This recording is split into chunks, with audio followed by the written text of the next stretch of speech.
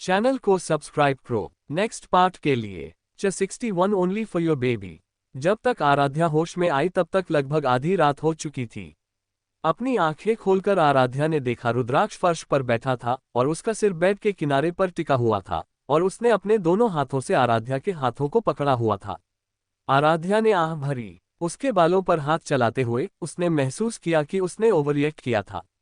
अगर वह उसे कुछ बताना नहीं चाहता तो वह उसे टाइम देगी जब तक वह पूरी तरह से कन्विंस ना हो जाए। आराध्या ने देखा कि रुद्राक्ष बहुत अनकंफर्टेबली सो रहा है तो उसने धीरे से रुद्राक्ष कंधा हिलाया और कहा, रुद्र। उसके हिलाने से रुद्राक्ष जाग गया और आराध्या को देखकर उसका हाथ पकड़ते हुए पूछा, क्या हुआ? क्या तुम ठीक फील कर रहे हो? क्या तुम्हें फिर से चक्कर आ रहे हैं? रुको, मैं अभी सार्थक को कॉल करता हूं। लेकिन इससे पहले कि रुद्राक्ष अपना फोन निकाल पाता, आराध्या ने हंसते हुए कहा, मैं अब ठीक हूं। आपको इस तरह से घबराने की जरूरत नहीं है।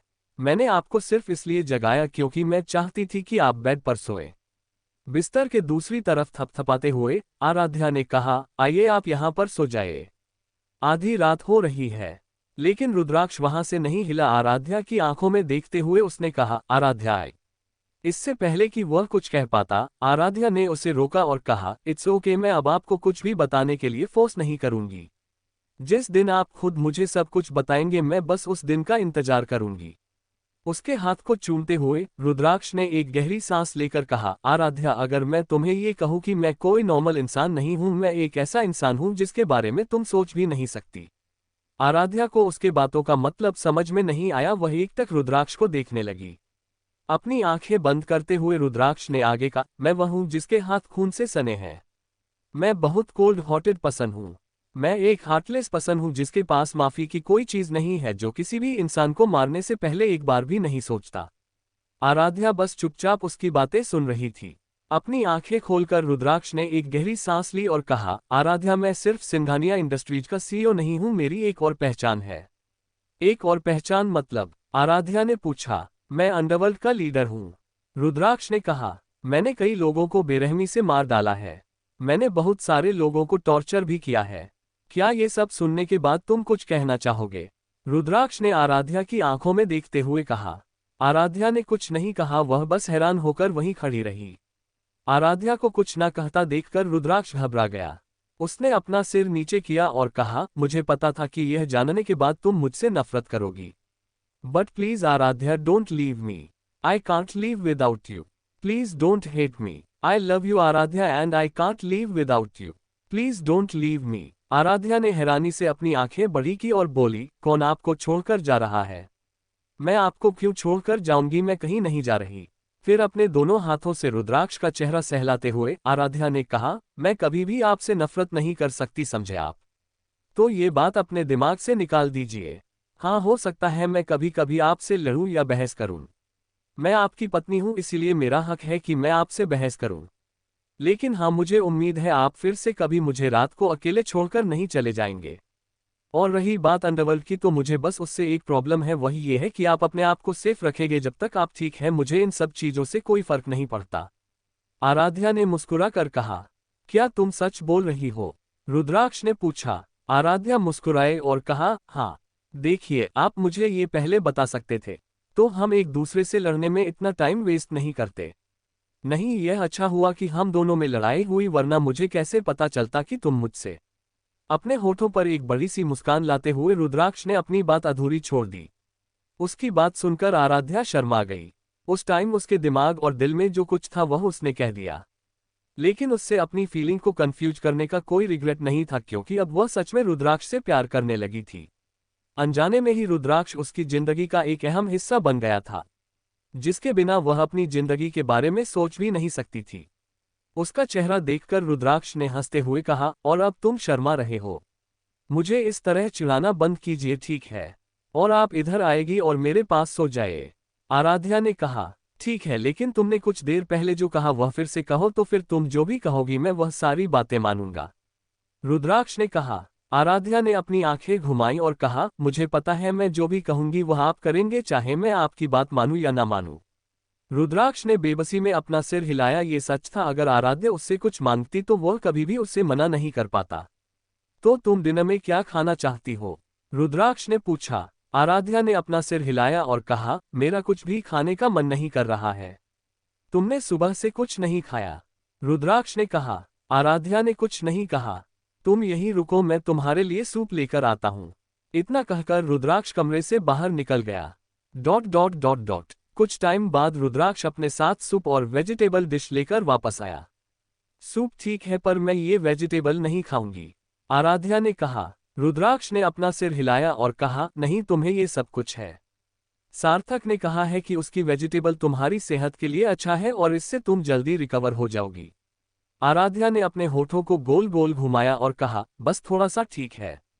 ट्रे को बेड पर रखकर रुद्राक्ष आराध्या को सूप पिलाने लगा। उसे देखकर आराध्या ने हंसते हुए कहा, मिस्टर हस्बैंड, क्या आपको पता है मेरे पास ना 2 हाथ है और जिसका मैं यूज भी कर सकती हूँ। सार्थक ने कहा है कि तुम इस टाइम बहुत कमजोर हो, इसीलिए कुछ टाइम तुम कुछ भी नहीं करोगे, समझे। रुद्राक्ष ने कहा, तो मैं क्या करूं? तो क्या आप ये चाहते हैं कि मैं सारा दिन से बेड पर लेटी रहूं? आराध्या ने पूछा। हाँ, रुद्राक्ष ने कहा। आराध्या ने अपने गाल थपथपाए और कहा, नहीं, मैं ऐसा नहीं करने वाली, मैं अकेले बोर हो जाऊंगी। तुम यहाँ पर गेम खेल सकती हो या फिर वैशाली को बुलाकर के साथ बातचीत कर सकती हो, रुद्राक्ष ने कहा। आराध्या ने अपना सिर हिलाया और कहा, मैं उसे परेशान नहीं करना चाहती। फिर अचानक कुछ सोचकर वह बोली, क्या आपको कल ऑफिस जाना है? हाँ, रुद्राक्ष ने जवाब दिया। तो आप मुझे अपने साथ क्यों नहीं ले जाते?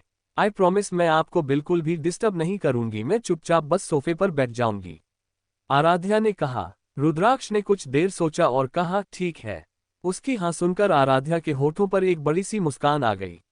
अब मुस्कुराना बंद करो और अपना मुंह खोलो, रुद्राक्ष ने कहा। आराध्या को खाना खिलाने के बाद रुद्राक्ष ने अपने कपड़े चेंज किए और आराध्या के साथ बेड पर लेट गया। आराध्या अपना हाथ रुद्राक्ष के सीने पर घुमाने लगी। रुद्राक्ष इतना तो समझ गया कि कुछ तो गड़बड़ है, इसलिए उसने पूछा, यह क्या है? आराध्या ने अपना सिर उसके सीने में रखा और कहा, क्या आपको नहीं लगता कि मैं बहुत कमजोर हूं?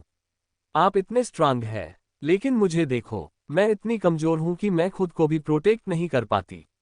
रुद्राक्ष ने हंसते हुए कहा, स्टूपिड, किसने कहा कि तुम कमजोर हो? क्या तुमने उस दिन मुझे बचाया नहीं था? क्या कोई कमजोर इंसान कभी ऐसा कर सकता है? लेकिन, आराध्या ने कहा। उसके बालों पर हाथ फेरते हुए रुद्राक्ष ने कहा, अरे मेरी बात सुनो, ठीक है, तुम कमजोर नहीं हो और अगर तुम हो भी तो भी कोई बात नहीं, मैं हूं ना तुम्हारे साथ। आराध्या ने सिर हिलाया। वो जानती थी कि वह बहुत कमजोर है, क्योंकि कपूर फैमिली कभी भी इस तरह की चीजों में शामिल नहीं थी। आराध्या ने अपना सिर ऊपर उठाते हुए पूछा, रुद्र, क्या आपको बंदूक चलाना आता है? हाँ, लेकिन तुम ये क्यों पूछ रही हो? रुद्राक्ष ने हंसते हुए कहा। आराध्या मुस्कुराए और कहा, क्या आप मुझे बंदूक चलाना सिखाएंगे? उसकी बात सुनकर रुद्राक्ष की सांसें लगभग रुक गई थी। क्या उसकी नाजुक वाइफ बंदूक चलाना सीखना चाहती थी? रुद्राक्ष ने सिर हिलाया और कहा, नहीं। आराध्या ने मुंह फेर लिया और पूछा, क्यों? आराध्या के छोटे हाथों को ऊपर उठाते हुए रुद्राक्ष ने कहा, मुझे नहीं लगता कि तुम्हारे छोटे हाथों से तुम बंदूक पकड़ भी पाओगे। आराध्या ने अपना हाथ छुड़ाया और थोड़ा नाराजगी से बोली, पहले तो ये छोटे नहीं है और अगर आप मुझे नहीं सिखाएंगे तो कोई बात नहीं, मैं किसी और से सीख लूंगी। आराध्या, क्या तुमने कभी बंदूक पकड़ा भी है? रुद्राक्ष ने पूछा। ठीक है, आपको मुझे सिखाने की जरूरत नहीं है, मैं किसी और को ढूंढ लूंगी। हो सकता है कि वह आपसे बेहतर हो और आपसे हैंडसम भी हो, आराध्या ने हंसते हुए कहा। रुद्राक्ष ने अपनी भौहें उठा ली, लेकिन इससे पहले कि वह कुछ कह पाता, आराध्या ने कहा, और जब वो मुझे सिखाएंगे है तब मेरे हाथों को छूना, मेरे बाहों को छूना और फिर मुझे पीछे से गले लगाना होगा। ठीक है, अब रुक जाओ, रुद्राक्ष ने उसे बोलने से रोक दिया। ठीक है, अब आप बताएं कि क्या आप मुझे सिखाएंगे या मैं किसी और को ढूंढूं? चॉइस इज योर्स, आराध्या ने कहा। ठीक है, मैं तुम्हें सिखाऊंगा, रुद्राक्ष ने कहा। वह किसी दूसरे आदमी को अपनी पत्नी को छूने कैसे दे सकता है? ऐसा कभी नहीं होने वाला है। अगर कोई आराध्या को छूने की कोशिश भी करता तो उसका हाथ काट देता। अब सो जाओ, रुद्राक्ष ने कहा। आराध्या मुस्कुराए और अपना सिर वापस उसके सीने पर रखकर धीरे से अपनी आंखें बंद कर लीं। रुद्राक्ष ने उसके माथे पर किस किया और कहा, good night and I love you. Aaradhya ने अपना सिर ऊपर कर लिया और रुद्राक्ष के होठों पर किस करते हुए उसने कहा, आई लव यू मोर।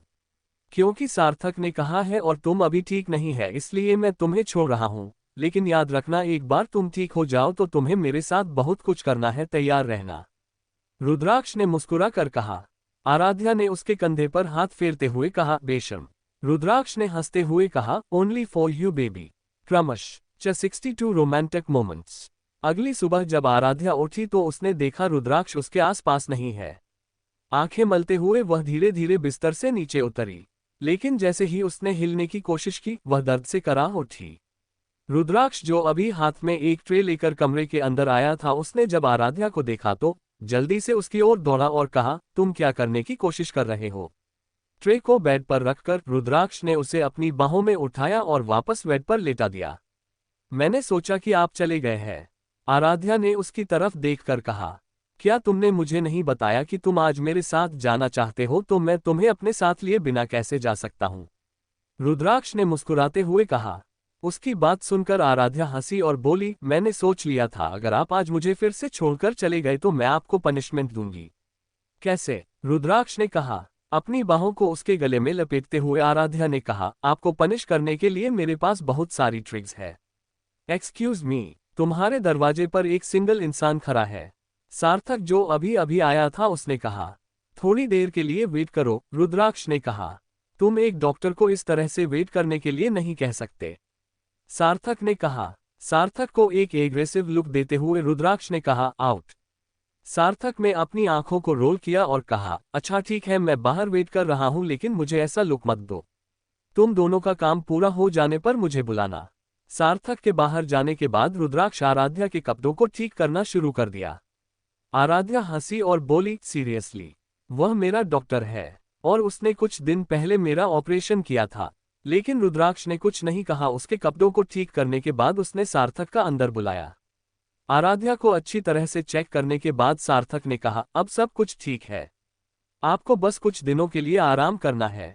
जब वह उठने या चलने की कोशिश करती है तो उसे दर्द होता है, रुद्राक्ष ने कहा। सार्थक ने रुद्राक्ष की ओर देखा और कहा, ऐसा इसलिए होता है क्योंकि भाभी बहुत वीक है। अभी तुम्हें उनकी केयर करनी चाहिए, न कि उनका स्टेमिना खत्म करना चाहिए। तुम कुछ दिनों तक खुद को कंट्रोल करके रखो। आराध्या उसकी बातों का मतलब समझकर शर्मा गई। वह एक गड्ढा खोदकर उसके नीचे छिपना चाहती थी। रुद्राक्ष का दोस्त भी उसकी तरह ही बेशर्म था। जेलेसी? रुद्राक्ष ने पूछा। सार्थक ने आंखें मूंद ली और कहा, क्या जेलेसी? तुम्हारी बातों का क्या मतलब है? रुद्राक्ष मुस्कुराए और कहा, तुम अच्छी तरह से जानते हो कि मेरा क्या मतलब है। सार्थक ने मुंह फेर लिया और कहा, सिर्फ इसलिए कि मैं सिंगल हूं इसका मतलब यह नहीं है कि तुम मुझे इस तरह से धमका सकते हो। रुद्राक्ष ने अपना सिर हिलाया और कहा, अगर तुम यह नहीं चाहते तो तुम भी अपने लिए एक गर्लफ्रेंड क्यों नहीं बना लेते? सार्थक कुछ देर चुप रहा। वह अपना सामान उठाकर बिना कुछ कहे कमरे से बाहर चला गया। उसे क्या हुआ? आराध्या ने जाते हुए सार्थक को देखकर रुद्राक्ष से पूछा। यह एक लंबी कहानी है, रुद्राक्ष ने कहा। तो फिर आप इसे छोटा करके सुना दीजिए, आराध्या ने कहा। रुद्राक्ष ने आह भरी और कहा, मैं तुम्हें ये बाद में बताऊंगा, अभी जल्दी करो और ब्रेकफास्ट करके तैयार हो जाओ। आराध्या ने सिर हिलाया और खाना शुरू कर दिया। ... जब आराध्या ब्रेकफास्ट कर रही थी, रुद्राक्ष के लिए कपड़े और जूते निकाल रहा था। उन कपड़ों को बेड पर रखते हुए रुद्राक्ष ने कहा, यहाँ मैंने तुम्हारे लिए कपड़े निकाल कर रखा है, तुम इन्हें पहन सकती हो। ठीक है, तो फिर आप एक मेड को बुला दीजिए, आराध्या ने कहा। क्यों, तुम्हें मेड की क्या जरूरत है? रुद्राक्ष ने पूछा। वह मुझे चेंज करने में हेल्प कर सकती है, आराध्या ने कहा। जब तुम्हारे पास अपना हस्बैंड है तो तुम्हें अपने कपड़े चेंज करने के लिए मेड की क्या जरूरत है? रुद्राक्ष ने हंसते हुए कहा। मैं नहीं चाहती कि आप मेरी हेल्प करें, आराध्या ने कहा। उसकी बात सुनकर रुद्राक्ष ने हंसते हुए कहा, क्या तुम्हें शर्म आ रही है? देर सबेर मैं सब कुछ देख लूंगा। आराध्या ने अपनी आंखें घुमाई और कहा, बेशर्म, आप दिन व दिन और ज्यादा बेशर्म होते जा रहे हैं। रुद्राक्ष ने आह भरी और कहा, ठीक है, लेकिन मुझे तुम अपने कपड़े बदलने में हेल्प करने दो। मैं वादा करता हूं कि मैं कुछ भी नहीं देखूंगा। उसकी बात सुनकर आराध्या ने कुछ देर सोचा। उसका हस्बैंड के साथ है, अगर उसने फिर भी किसी मेड को बुलाया तो यह अजीब लगेगा। वह नहीं चाहती थी कि कोई वहां के रिश्ते पर सवाल उठाए, और सबसे बड़ी बात, रुद्राक्ष उसका हस्बैंड था, तो उसे कोई प्रॉब्लम नहीं होनी चाहिए थी। ठीक है, आराध्या ने कहा। रुद्राक्ष ने हैरानी में अपनी आंखें चौड़ी कर ली और बोला, सच में? आराध्या ने सिर हिलाया। रुद्राक्ष ने मुस्कुराते हुए आराध्या को अपनी बाहों में उठा लिया। इसके बाद वह वॉशरूम की ओर चलने लगा। वॉशरूम में क्या तुम खड़ी रह सकती हो? रुद्राक्ष ने उसे नीचे उतारने से पहले पूछा। आराध्या ने सिर हिलाया। फिर रुद्राक्ष ने उसे नीचे उतार दिया। अपनी उंगलियों से आराध्या के गानों को छूते हुए रुद्राक्ष ने कहा, अगर तुम्हें दर्द हुआ तो मुझे कहना। इतना कहकर रुद्राक्ष अपनी आंखें बंद कर ली और आराध्या का गाउन निकालने लगा। जैसा कि उसने आराध्या से प्रॉमिस किया था, उसने एक बार भी अपनी आंखें नहीं खोली क्योंकि वह आराध्या को अनकंफर्टेबल फील नहीं करना चाहता था। आराध्या जब उसने उसे अपनी आंखें बंद करके अपना गाउन हटाते हुए देखा, वह बहुत क्यूट लग रहा था। रुद्राक्ष के गालों को पिंच करते हुए आराध्या ने मुस्कुराते हुए कहा, आप इतने क्यूट क्यों हैं मिस्टर हस्बैंड? मैं अपनी आंखें खोलने के बाद और ज्यादा क्यूट लगूंगा, क्या तुम देखना चाहते हो? रुद्राक्ष ने पूछा। आराध्या ने अपना सिर हिलाया और कहा, नो थैंक्स, मैं अपने हस्बैंड को इस तरह देखना ही पसंद करती हूँ। ठीक है, तो फिर तुम शावर ले लो, यदि तुम चाहते हो कि मैं तुम्हारी इसमें भी मदद करूं। रुद्राक्ष ने पूछा। नहीं, कोई बात नहीं, मैं खुद कर लूंगी, आराध्या ने कहा। शावर लेने के बाद रुद्राक्ष ने आराध्या को टॉवल दे दिया। रुद्राक्ष के हाथों से टॉवल लेते हुए आराध्या ने पूछा, क्या आपने सच में कुछ नहीं देखा? रुद्राक्ष ने आह भरी और कहा, काश मैं बंद आंखों से भी चीजों को देख पाता। आप सच में एक जेंटलमैन है, आराध्या ने मुस्कुराते हुए कहा। अपनी बॉडी को टॉवल से पोंछने के बाद आराध्या ने अपने अंडरगारमेंट पहने और खुद के चारों तरफ टॉवल लपेटकर कहा, अब आप अपनी आंखें खोल सकते हैं। Are you sure? रुद्राक्ष ने पूछा। हाँ, आराध्या ने कहा, धीरे धीरे अपनी आंखें खोलते हुए। जब रुद्राक्ष ने अपने सामने का नजारा देखा तो लगभग उसकी सांसें रुकी गई थी।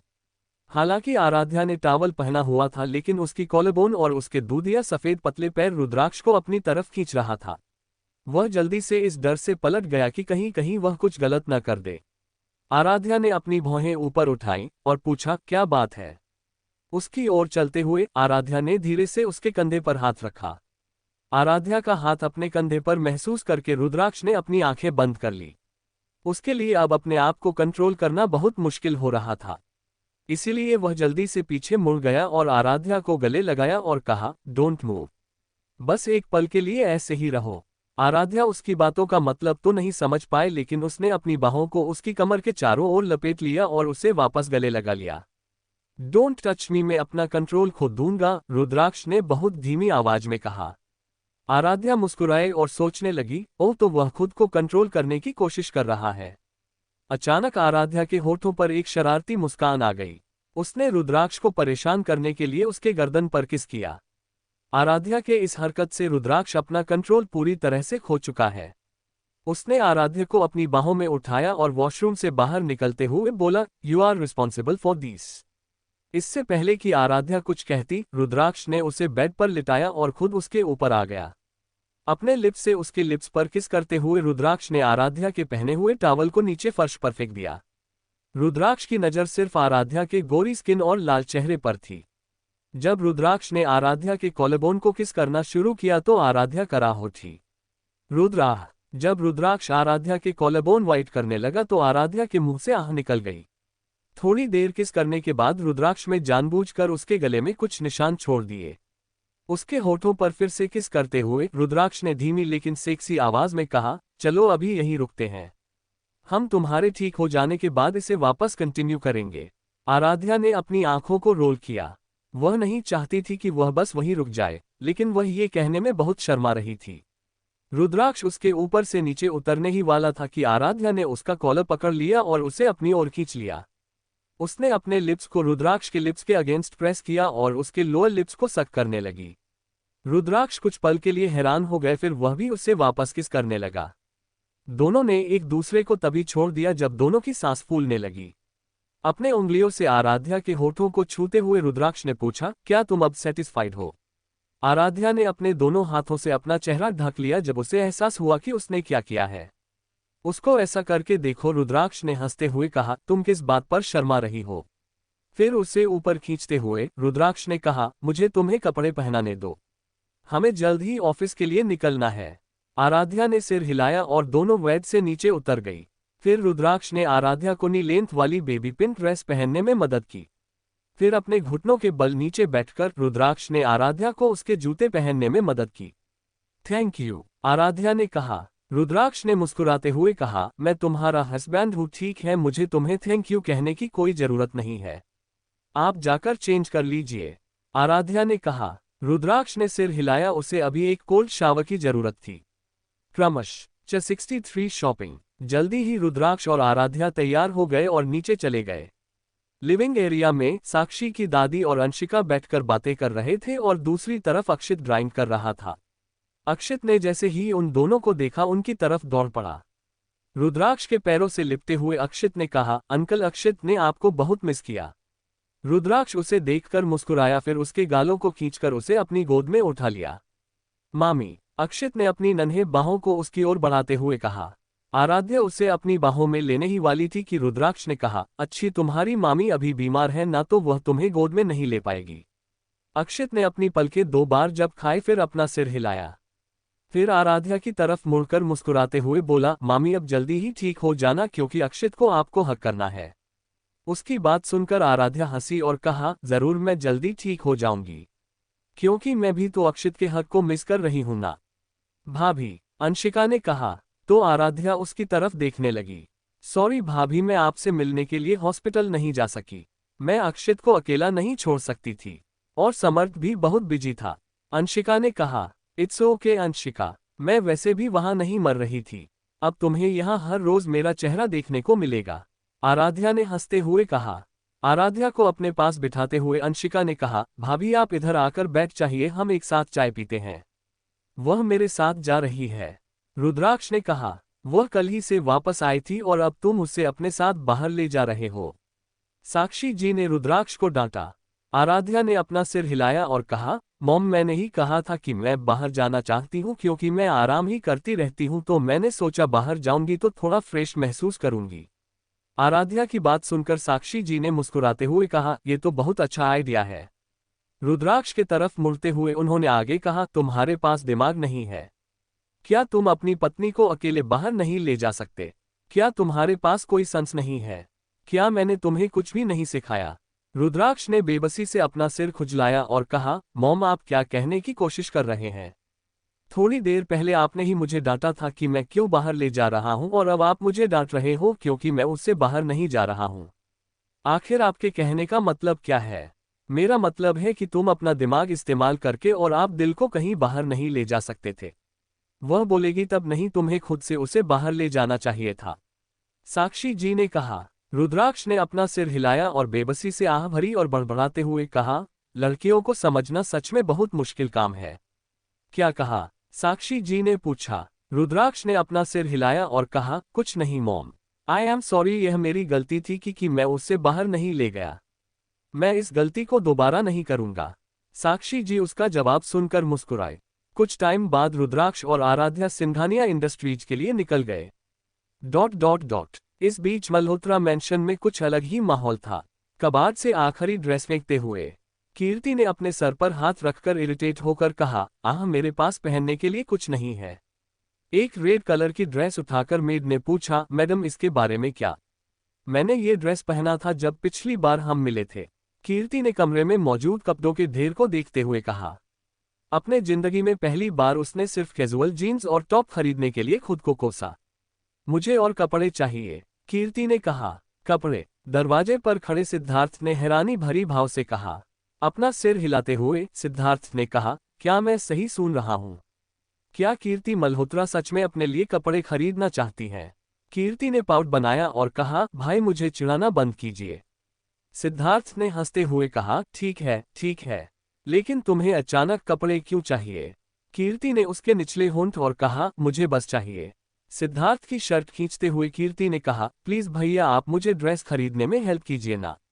सिद्धार्थ ने सिर हिलाया और अपनी जेब से अपना गोल्ड कार्ड लेते हुए उसने उसे कीर्ति के हाथ में थमा दिया और कहा, ये पैसे हैं, जाओ जो कुछ भी तुम चाहो खरीद लो, लेकिन मुझे अपने साथ चलने के लिए मत कहो। कीर्ति ने अपने होठों को गोल किया और कहा, लेकिन मैं अकेले नहीं जाना चाहती, अपने फ्रेंड्स के साथ जाओ। सिद्धार्थ ने कहा, लेकिन मेरे पास कोई भी फ्रेंड नहीं है, कीर्ति ने कहा। यह सुनकर सिद्धार्थ ने अपनी भौहें ऊपर उठाईं। कीर्ति ने अपनी आंखें घुमाई और कहा, आप नहीं जाना चाहते तो कोई बात नहीं, लेकिन भाभी को तो मेरे साथ भेज सकते हैं। सिद्धार्थ ने आह भरी और कहा, ठीक है, मैं तुम्हारी भाभी को तुम्हारे साथ चलने के लिए कहूंगी, लेकिन तुम उसे परेशान नहीं कर सकते। कीर्ति ने एक्साइटमेंट में अपना सिर हिलाया और पूछा, क्या वो सच में मेरे साथ चलेगी?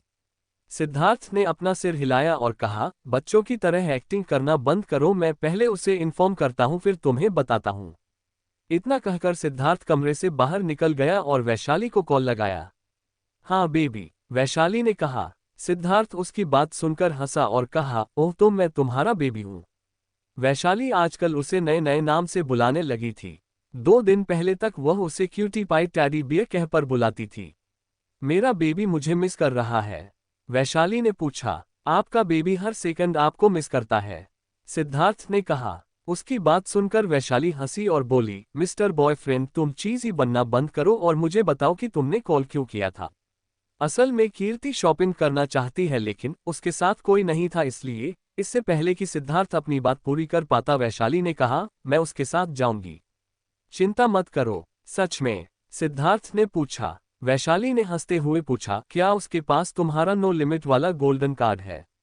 हाँ, सिद्धार्थ ने कहा। वैशाली हंसी और बोली, तो मैं जरूर उसके साथ चलूंगी।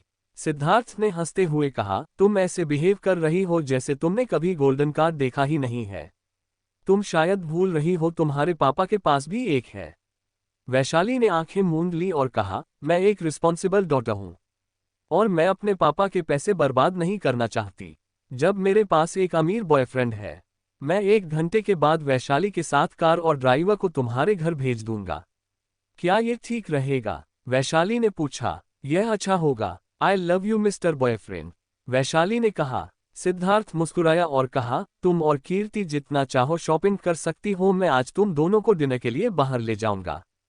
ठीक है, वैशाली ने कहा। सिद्धार्थ मुस्कुराया और कहा, आई love you more Vaishali.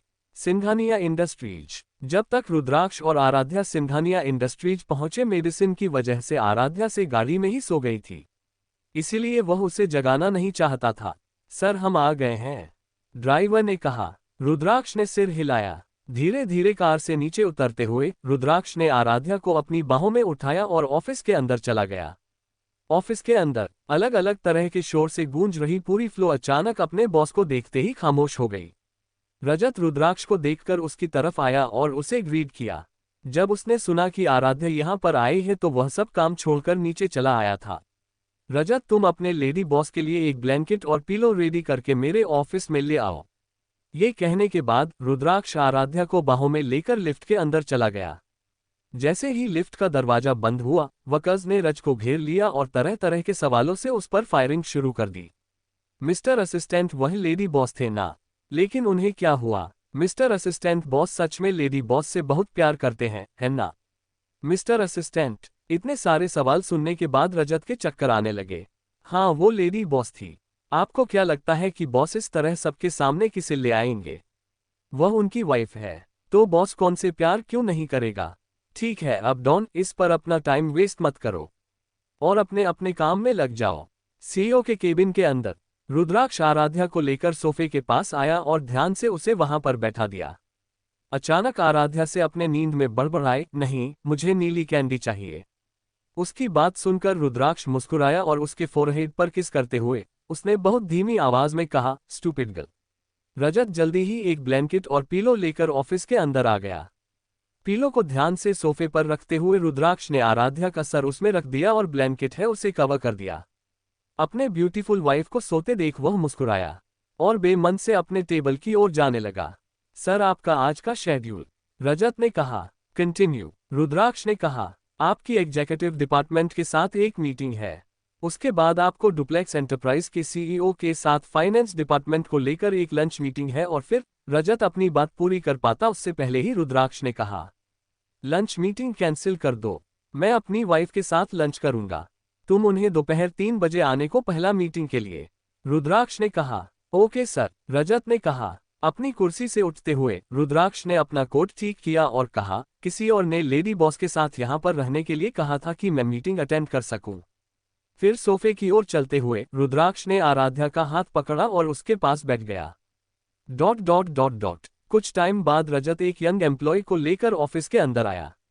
Mister assistant, आप किसी और को क्यों नहीं ढूंढते? यंग एम्प्लॉय ने घबराते हुए कहा। रिलैक्स, ये बस मैडम के पास बैठना है और अपना काम करना है, रजत ने कहा। बॉस, रजत ने कहा। आराध्या के हाथ पर किस करते हुए रुद्राक्ष सोफे से उठा और बोला, क्या वह वही है? रजत ने सिर हिलाया। अपनी जेब के अंदर हाथ डालते हुए रुद्राक्ष ने कहा, बस उसके पास बैठो और अपना काम करो। अगर कुछ होता है तो मुझे तुरंत कॉल करना। तुम्हें कोई भी शोर नहीं करना है। उसे जितना चाहे सो जाने दो। अगर कोई ऑफिस के अंदर इंटर करता है तो तुम उसे से बाहर निकालने के लिए फ्री हो। यंग एम्प्लॉय ने सिर हिलाया। ये कंफर्म करने के बाद कि सब कुछ ठीक है, रुद्राक्ष रजत के साथ वहां से चला गया। क्रमशः 64 नाइटमेयर। उनके जाने के बाद उस एम्प्लॉय ने राहत की सांस ली। वह धीरे धीरे अपने लैपटॉप के साथ सोफे के पास गई और वहां पर बैठकर अपना काम करने लगी। उसने ये कंफर्म किया कि वह किसी भी तरह लेडी बॉस को डिस्टर्ब नहीं कर रही है। मल्होत्रा मैंशन। भाई, क्या मैं अभी जा सकता हूँ? कीर्ति ने पूछा। सिद्धार्थ ने अपनी आंखें घुमाई और कहा, यह 5वीं बार है जब तुम मुझसे यह एक ही सवाल पूछ रही हो। बस कुछ देर वेट करो, तुम्हें खुद बता दूंगा कि तुम्हें कब जाना है। कीर्ति ने मुंह फेर लिया और चुपचाप सोफे पर बैठ गई, जेब से अपना फोन निकालते हुए। जब उसने उसका एक मैसेज देखा तो वह मुस्कुरा दी। कल के बारे में मत भूलना। कीर्ति, हाँ मुझे पता है, मुझे इस बार देर नहीं होगी। तुमने पिछली बार भी यही कहा था, लेकिन भले ही तुम्हें देर हो जाए मुझे कोई प्रॉब्लम नहीं है। कीर्ति, ठीक है, तो फिर हम कल मिलते हैं। मैं कल का वेट कर रहा हूं कि मैं कब मिस मल्होत्रा के साथ मीट करूंगा। आखिरी मैसेज पढ़ने के बाद कीर्ति शर्मा गई। उसे लग रहा था कि कल कुछ अच्छा होने वाला है। उसने अपने सीने पर अपना हाथ रखकर अपने बेतहाशा धड़कते दिल को शांत करने की कोशिश की। मीटिंग हॉल के अंदर 2 घंटे से मीटिंग चल रही थी। एग्जीक्यूटिव डिपार्टमेंट के सभी रिप्रेजेंटेटिव बहुत घबराए हुए थे और पसीने से तरबतर हो रहे थे। ये थर्ड प्रोपोर्शनल था जिसे रुद्राक्ष में रिजेक्ट कर दिया था। आज उसका मूड बहुत खराब था। रुद्राक्ष के कोल्ड एक्सप्रेशन को देखकर रजत भी बहुत ज्यादा डर गया। यह मीटिंग बहुत डिफिकल्ट होने वाला। ओह गॉड प्लीज हेल्प, रजत ने सोचा। सीईओ के ऑफिस के अंदर वो एम्प्लॉय अपना काम करने में बिजी थी, तभी उसने आराध्या की करहाने की आवाज सुनी। जल्दी से अपना लैपटॉप बंद करके वह आराध्या की ओर दौड़ी और उसने देखा कि उसे बहुत पसीना आ रहा था और वह कुछ बड़बड़ा रही थी। उसने गैस किया शायद आराध्या एक बुरा सपना देख रही होगी। उसके कंधे को हिलाते हुए उस एम्प्लॉय ने उसे जगाने की कोशिश की, लेकिन आराध्या बस नींद में कुछ बड़बड़ा रही थी। नहीं, प्लीज ऐसा मत करो, ऐसा मत करो। नहीं, आराध्या बोली। एम्प्लॉय ने उसे शांत करने की कोशिश की और बोली, मैम प्लीज शांत हो जाए। प्लीज मैम, नहीं प्लीज ऐसा मत करो। आराध्या फिर से बोली और इस बार उसकी आंखों से आंसू बहने लगे। ये देखकर वह एम्प्लॉय घबरा गई। वह जल्दी से उठी और ऑफिस से बाहर निकल गई। एम्प्लॉय रुद्राक्ष की मीटिंग हॉल के बाहर गई और उसका दरवाजा खोल दिया। रुद्राक्ष ने उसे देखा तो उसके होश उड़ गए। उसने ये गैस किया था कि शायद आराध्या के साथ कुछ हुआ है। बॉस, वह मैडम रो रही है। बुरा सपना। एम्प्लॉय बहुत मुश्किल से अपने सब पूरी कर पाए। रुद्राक्ष समझ गया कि क्या हुआ है। वह जल्दी से उठा और बोला, आज की मीटिंग कैंसिल हो गई है, कल मुझे अपनी टेबल पर और भी नए प्रपोजल चाहिए। इतना कहकर रुद्राक्ष मीटिंग हॉल के बाहर अपने ऑफिस में चला गया। सीईओ के केबिन। रुद्राक्ष जल्दी से आराध्या के पास आया, लेकिन जब उसने आराध्या का पीला चेहरा देखा जो आंसुओं और पसीने से लथपथ था, तो उसे अपने दिल में चुभन महसूस हुई।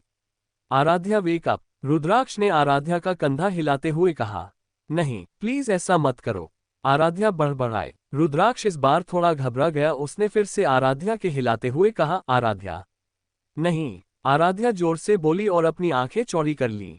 जब उसने रुद्राक्ष को अपने सामने बैठे देखा तो उसके आंखों से आंसू बहने लगे। मिस्टर हस्बैंड, क्या आप ठीक हो? आराध्या ने रुद्राक्ष को देखते हुए कहा। अपने हाथों को उसके चारों ओर लपेटते हुए रुद्राक्ष ने कहा, हाँ मैं ठीक हूं और मैं यही हूं। शांत हो जाओ। आराध्या ने कसकर उसे गले लगाया और बहुत देर तक रोई। आराध्या ने एक सपना देखा था जहां वह एक बहुत ही अंधेरे कमरे में अकेले थी।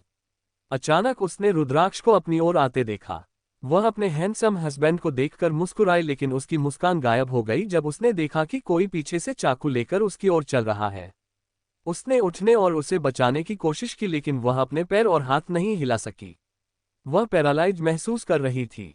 उसने रुद्राक्ष का नाम चिल्लाते हुए उसे वहां से हटने के लिए कहा, लेकिन उसके पीछे वाले आदमी ने अचानक रुद्राक्ष के शरीर में चाकू मार दिया। लेकिन वह यहीं नहीं रुके। वह कई बार चाकू से वार करता रहा। आराध्या उसे रोकने के लिए खुद को छुड़ाने की कोशिश कर रही थी लेकिन वह ऐसा नहीं कर पाए। जब वह उठी और उसने रुद्राक्ष को अपने सामने देखा तो उसने राहत महसूस की। उसके फोरहेड पर किस करते हुए रुद्राक्ष ने कहा, मैं यहीं हूं लव, चिंता मत करो। कुछ टाइम बाद आराध्या शांत हो गई। मुझे थोड़ा पानी दो, रुद्राक्ष ने कहा कि रजत ने जल्दी से एक ग्लास में पानी डाला और अपने बॉस को दे दिया। यहाँ इसे पी लो, रुद्राक्ष ने आराध्या को पानी का ग्लास देते हुए कहा। आराध्या ने ग्लास से कुछ घूंट पिया और पूछा, क्या आप सच में ठीक हो? रुद्राक्ष ने मुस्कुराते हुए कहा, बेवकूफ, मुझे क्या होगा, मैं ठीक हूँ। ठीक है, क्या तुम कुछ खाना चाहती हो? क्या तुम्हें भूख लगी है? रुद्राक्ष ने पूछा। आराध्या ने अपना सिर हिलाया और अपना सिर उसके कंधे पर टिका दिया।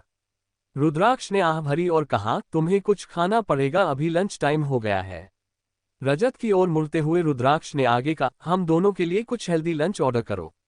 ओके सर, रजत ने कहा। फिर उस एम्प्लॉय की तरफ देखकर रुद्राक्ष ने कहा, you did a great job. तुमने मेरी वाइफ की अच्छे से देखभाल की जब मैं उसके पास नहीं था। वो एम्प्लॉय रुद्राक्ष की ओर देखकर मुस्कुराए और कहा, it's not a big deal sir. क्योंकि आप यहाँ पर हैं तो मैं क्या अभी जा सकती हूँ? रजत, इस महीने के लिए उसके बोनस को ट्रिपल कर दो। अब तुम दोनों जा सकते हो, रुद्राक्ष ने कहा। वह एम्प्लॉय हैरान हो गई रजत की ओर झुकते हुए। उसने पूछा, मिस्टर असिस्टेंट, क्या बॉस ने ट्रिपल कहा? उसकी बात सुनकर रजत ने हंसते हुए कहा, हाँ ट्रिपल। वह एम्प्लॉय बहुत ज्यादा एक्साइटेड हो गई लेकिन उसने जल्दी से खुद को शांत कर लिया और कहा, thank you so much boss. Rudraksh ने सिर हिलाया। Kapoor house. Kunal living room में आगे पीछे चल रहा था। नीरज जी और सूरज जी सोफे पर बैठे थे और उसे देख रहे थे। ठीक है बेटा, तुम्हें इस तरह से हिलना डुलना बंद करना होगा क्योंकि तुम्हारी वजह से मुझे चक्कर आ रहे हो, सूरज जी ने सिर पकड़ते हुए कहा। नीरज जी ने आह भरी और पूछा, यह क्या है कुणाल? कुणाल रुक गया और कहा, असल में मेरा एक फ्रेंड है जो एक पार्टी में एक लड़की से मिला था। पार्टी के बाद उसने उसे घर छोड़ दिया और उन्होंने अपने फोन नंबर भी एक्सचेंज किए थे। इसके बाद वह दोनों एक दूसरे से अक्सर मिलते रहते हैं। अब मेरे फ्रेंड को लगता है कि वह उससे प्यार करने लगा है, लेकिन उसे यकीन नहीं है कि लड़की भी ऐसा ही महसूस करती है। तो आप लोगों को क्या लगता है कि उसे क्या करना चाहिए? क्या उससे अपने प्यार के बारे में उस लड़की को बताना चाहिए या सब कुछ छोड़ देना चाहिए? नीरज जी ने अपनी भौहें उठाई और पूछा, तो कुणाल वह असल में है कौन? कुणाल ने अपने कंधे उचकाए और पूछा, आप किस बारे में बात कर रहे हैं? नीरज जी ने सिर हिलाया और कहा, वह लड़की कौन है? क्या वह खूबसूरत है? सूरज जी ने पूछा। कुणाल मुस्कुराया और कहा, बहुत खूबसूरत। फिर उसने सदमे में अपनी आंखें चौड़ी की और कहा, तो आप दोनों किस बारे में बात कर रहे हैं? मैंने कहा, मेरे दोस्त को कुछ सलाह चाहिए, मुझे नहीं। Cold sweat smile, cold sweat smile, cold sweat smile, cold sweat smile. Neeraj ji ने हंसते हुए कहा, फिर हम दोनों अब बूढ़े हो गए हैं तो तुम अपने जीजू याद दीदी के पास से टिप्स क्यों नहीं मांगते? और अगर तुम चाहो तो वैशाली से भी पूछ सकते हो। कुणाल ने कुछ देर सोचा और आराध्या को कॉल करने का बुलाने का फैसला किया। ... सिंघानिया इंडस्ट्रीज। आराध्या फिर से रुद्राक्ष की बाहों में ही सो गई थी। उसे फिर से सोफे पर लेटाकर रुद्राक्ष ने अपना फोन निकाला और सार्थक नंबर डायल किया।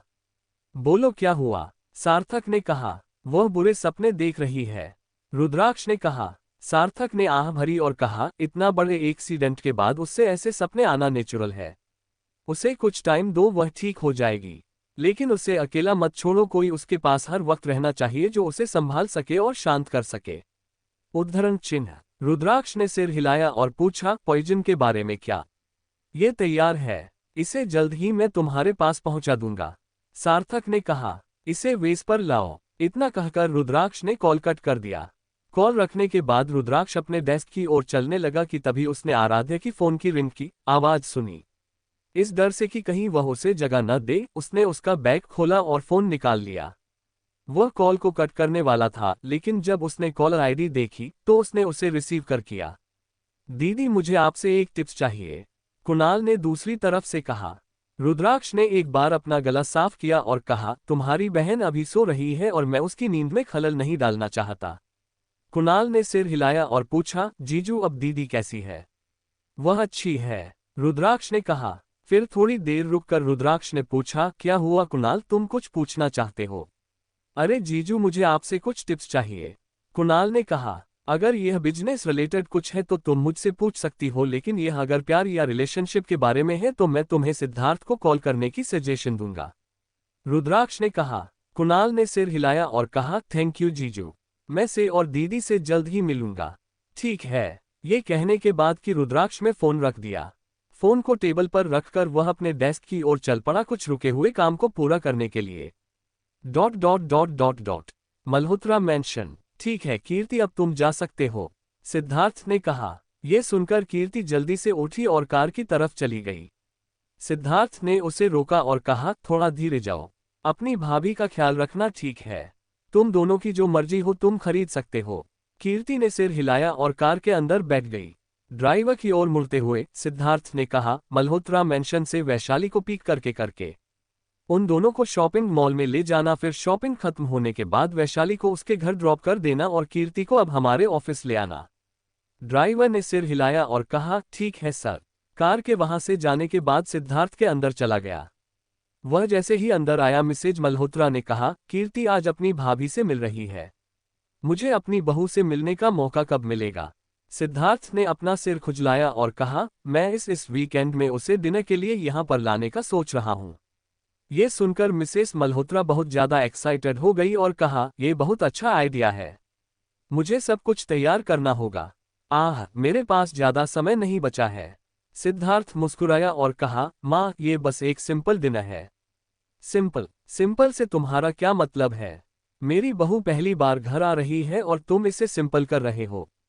तुम ऊपर जाओ और अपने पापा से बात करो, तुमसे बात करना चाहते हैं और मुझे परेशान मत करना, मिसेस मल्होत्रा ने कहा। सिद्धार्थ ने आह भरी और अपने पापा के स्टडी रूम में चला गया। क्रमश 65 आई लव यू मॉम। जब सिद्धार्थ स्टडी रूम में आया तो उसने देखा मिस्टर मल्होत्रा कुछ फाइल्स पढ़ रहे थे। डैड आप मुझसे मिलना चाहते थे? सिद्धार्थ ने पूछा। मिस्टर मल्होत्रा ने सिर हिलाया और कहा, बैठो। कुछ देर रुकते हुए उन्होंने कहा, सिद्धार्थ तुम अब कंपनी को अच्छी तरह से संभाल सकते हो, मुझे नहीं लगता कि तुम्हें अब मेरी हेल्प की जरूरत पड़ेगी। सिद्धार्थ ने हैरानी में अपनी आंखें चौड़ी की और कहा, मुझे अब भी आपकी जरूरत है। ऐसा चेहरा बनाकर मुझे बहकाने की कोशिश मत करो। तुम्हारी माँ और मैंने एक लॉन्ग वेकेशन पर जाने का फैसला किया है। हम दोनों बहुत दिनों से किसी वेकेशन पर नहीं गए हैं और अब जब मेरा बेटा सब कुछ हैंडल करने में कैपेबल है तो मैं अपना रिटायरमेंट एंजॉय करना चाहता हूँ, मिस्टर मल्होत्रा ने मुस्कुराते हुए कहा। लेकिन डैड अगर मुझे आपकी हेल्प या एडवाइस जरूरत पड़े तो मैं क्या करूँगा? सिद्धार्थ ने पूछा। तुम्हें मेरी हेल्प की जरूरत नहीं पड़ेगी, मुझे भरोसा है कि तुम अकेले सब कुछ संभाल सकते हो और मैं हमेशा के लिए दूर नहीं जा रहा हूँ। हम दोनों कभी कभी वापस आएंगे, लेकिन अगर तुम्हें कोई भी एडवाइस की जरूरत पड़े तो तुम सिंघानिया मैंशन जा सकते हो, आपको एक की आवश्यकता नहीं होगी। एंड आई श्योर आशुतोष तुम्हारी हेल्प मुझसे बेहतर करेगा, मिस्टर मल्होत्रा ने कहा। सिद्धार्थ ने आह भरी और कहा, ओके डैड। तुम्हारी माँ वर्ल्ड टूर पर जाना चाहती थी, लेकिन उसके जिंदा ऐसे में उसे नहीं ले जा पाया किसी ने, मुझे आज भी उसका पछतावा है। बोलते हुए मिस्टर मल्होत्रा ने अपनी आंखें बंद कर ली और अपने इमोशन को कंट्रोल करने की कोशिश करने लगे। डैड मुझे पता है आपने मॉम को बचाने की पूरी कोशिश की, इसके लिए आप खुद को ब्लेम मत कीजिए, सिद्धार्थ ने कहा। मैं जानता हूं सिद्धार्थ, तुम आज भी अपनी मॉम को याद करते हो और अपनी दूसरी मॉम को एक्सेप्ट करना तुम्हारे लिए अभी बहुत मुश्किल है। मिस्टर मल्होत्रा ने सिद्धार्थ की तरफ देखकर रहा। सिद्धार्थ ने सिर हिलाया और कहा, नहीं ऐसा नहीं है, उनमें और मेरी माँ में कोई डिफरेंस नहीं है। वह हमेशा मुझसे अच्छे से बात करती है, मेरी केयर करती है। मिस्टर मल्होत्रा ने आह भरी और कहा, मुझे पता है कि वह करती है और यही वजह है कि मैंने उसे चुना। तुम्हारी माँ के मरने के बाद मैं तुम्हें सिर्फ एक माँ देना चाहता था। मैंने यह शादी इसलिए नहीं की ताकि मुझे एक वाइफ मिल सके, इसलिए की ताकि तुम्हें एक माँ मिल सके। मुझे एक ऐसा इंसान चाहिए था जो तुम्हें अपनी माँ का प्यार दे सके। मैंने उसे तुम्हारी माँ के बारे में बताया और मैं उससे कितना प्यार करता हूँ। मैंने उससे ये भी कहा कि मेरे दिल में उसकी जगह कोई नहीं ले सकता, और सब कुछ जानने के बाद भी वह मुझसे शादी करने के लिए तैयार थी। फिर एक गहरी सांस लेकर मिस्टर मल्होत्रा ने आगे कहा, उसने मुझसे कहा कि वह एक और बच्चा नहीं चाहती क्योंकि उसके पास पहले से ही तुम हो। वह डरी हुई थी कि अगर वह दूसरे बच्चे को जन्म देती है तो तुम इनसिक्योर फील करोगे। इसी वजह से उसने 2 बार एवरेशन भी किया था। और जब वह कीर्ति के साथ प्रेग्नेंट थी तब भी वह अबॉर्शन करना चाहती थी, लेकिन न जब डॉक्टर ने कहा कि यह उसके लिए बहुत खतरनाक होगा तो मैंने उसे अपनी जान जोखिम में डालने की परमिशन नहीं दी। इसी तरह कीर्ति का जन्म हुआ। ये सब सुनकर सिद्धार्थ हैरान हो गया। तुम्हारी मॉम को ये सब कभी मत बताना कि मैंने तुम्हें ये बताया है। मैंने उससे वादा किया था कि मैं कभी तुम्हारे सामने इस बात का जिक्र नहीं करूंगा। वह तुमसे बहुत प्यार करती है सिद्धार्थ। मुझे पता है कि वह तुम्हारी माँ की जगह कभी नहीं ले सकती है, लेकिन कम से कम तुम उसे उसके बाद एक जगह दे सकते हो। मिस्टर मल्होत्रा ने सिद्धार्थ के कंधे को थपथपाते हुए कहा। कुछ मिनट तक दोनों ने एक दूसरे से अलग अलग तरह की बात की। उनकी आखिरी कन्वर्सेशन को सीरियस ले लेते हुए मिस्टर मल्होत्रा ने एक्साइटेड होकर पूछा, तो मुझे अपनी बहू से मिलने का मौका कब मिलेगा? मैं उसे इस वीकेंड पर बुला रहा हूँ, सिद्धार्थ ने मुस्कुराते हुए कहा। मिस्टर मल्होत्रा ने सिर हिलाया और कहा, जल्द ही शादी कर लो और मुझे एक पोता या पोती दे दो। सिद्धार्थ ने सिर हिलाया और कहा, डैड आपको इतनी जल्दी एक पोता या पोती नहीं मिलेगी। मिस्टर मल्होत्रा ने मुंह फेर लिया और कहा, जितनी जल्दी तुम मुझे मेरा पोता या पोती दे दोगे मेरा वेकेशन उतना ही छोटा होगा। सिद्धार्थ ने हंसते हुए कहा, मिस्टर ओल्ड मैन आपकी ट्रिक्स कस मुझ पर काम नहीं करेगी। तुम ओल्ड मैन किसे कह रहे हो? मैं अभी भी यंग हूं, मिस्टर मल्होत्रा ने कहा। यह सुनकर सिद्धार्थ हंसने लगा और कहा, हाँ ठीक है। ...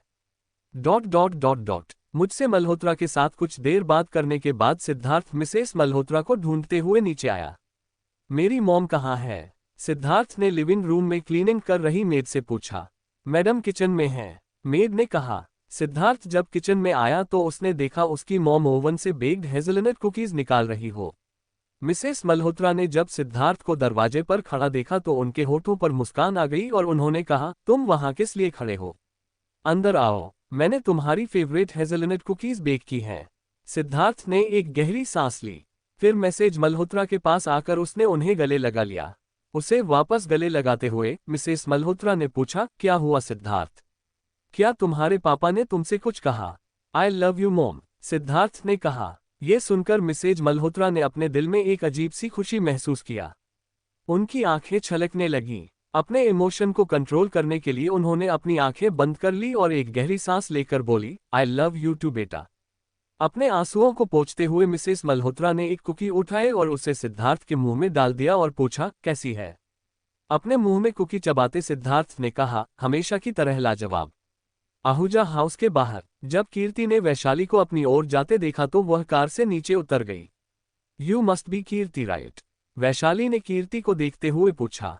तो कीर्ति ने हंसते हुए कहा, भाभी। उसे गले लगाते हुए वैशाली ने कहा, नाइस टू मीट यू। मैं पार्टी के दौरान तुमसे मिल नहीं पाई क्योंकि तुम शायद जल्दी निकल गए थे।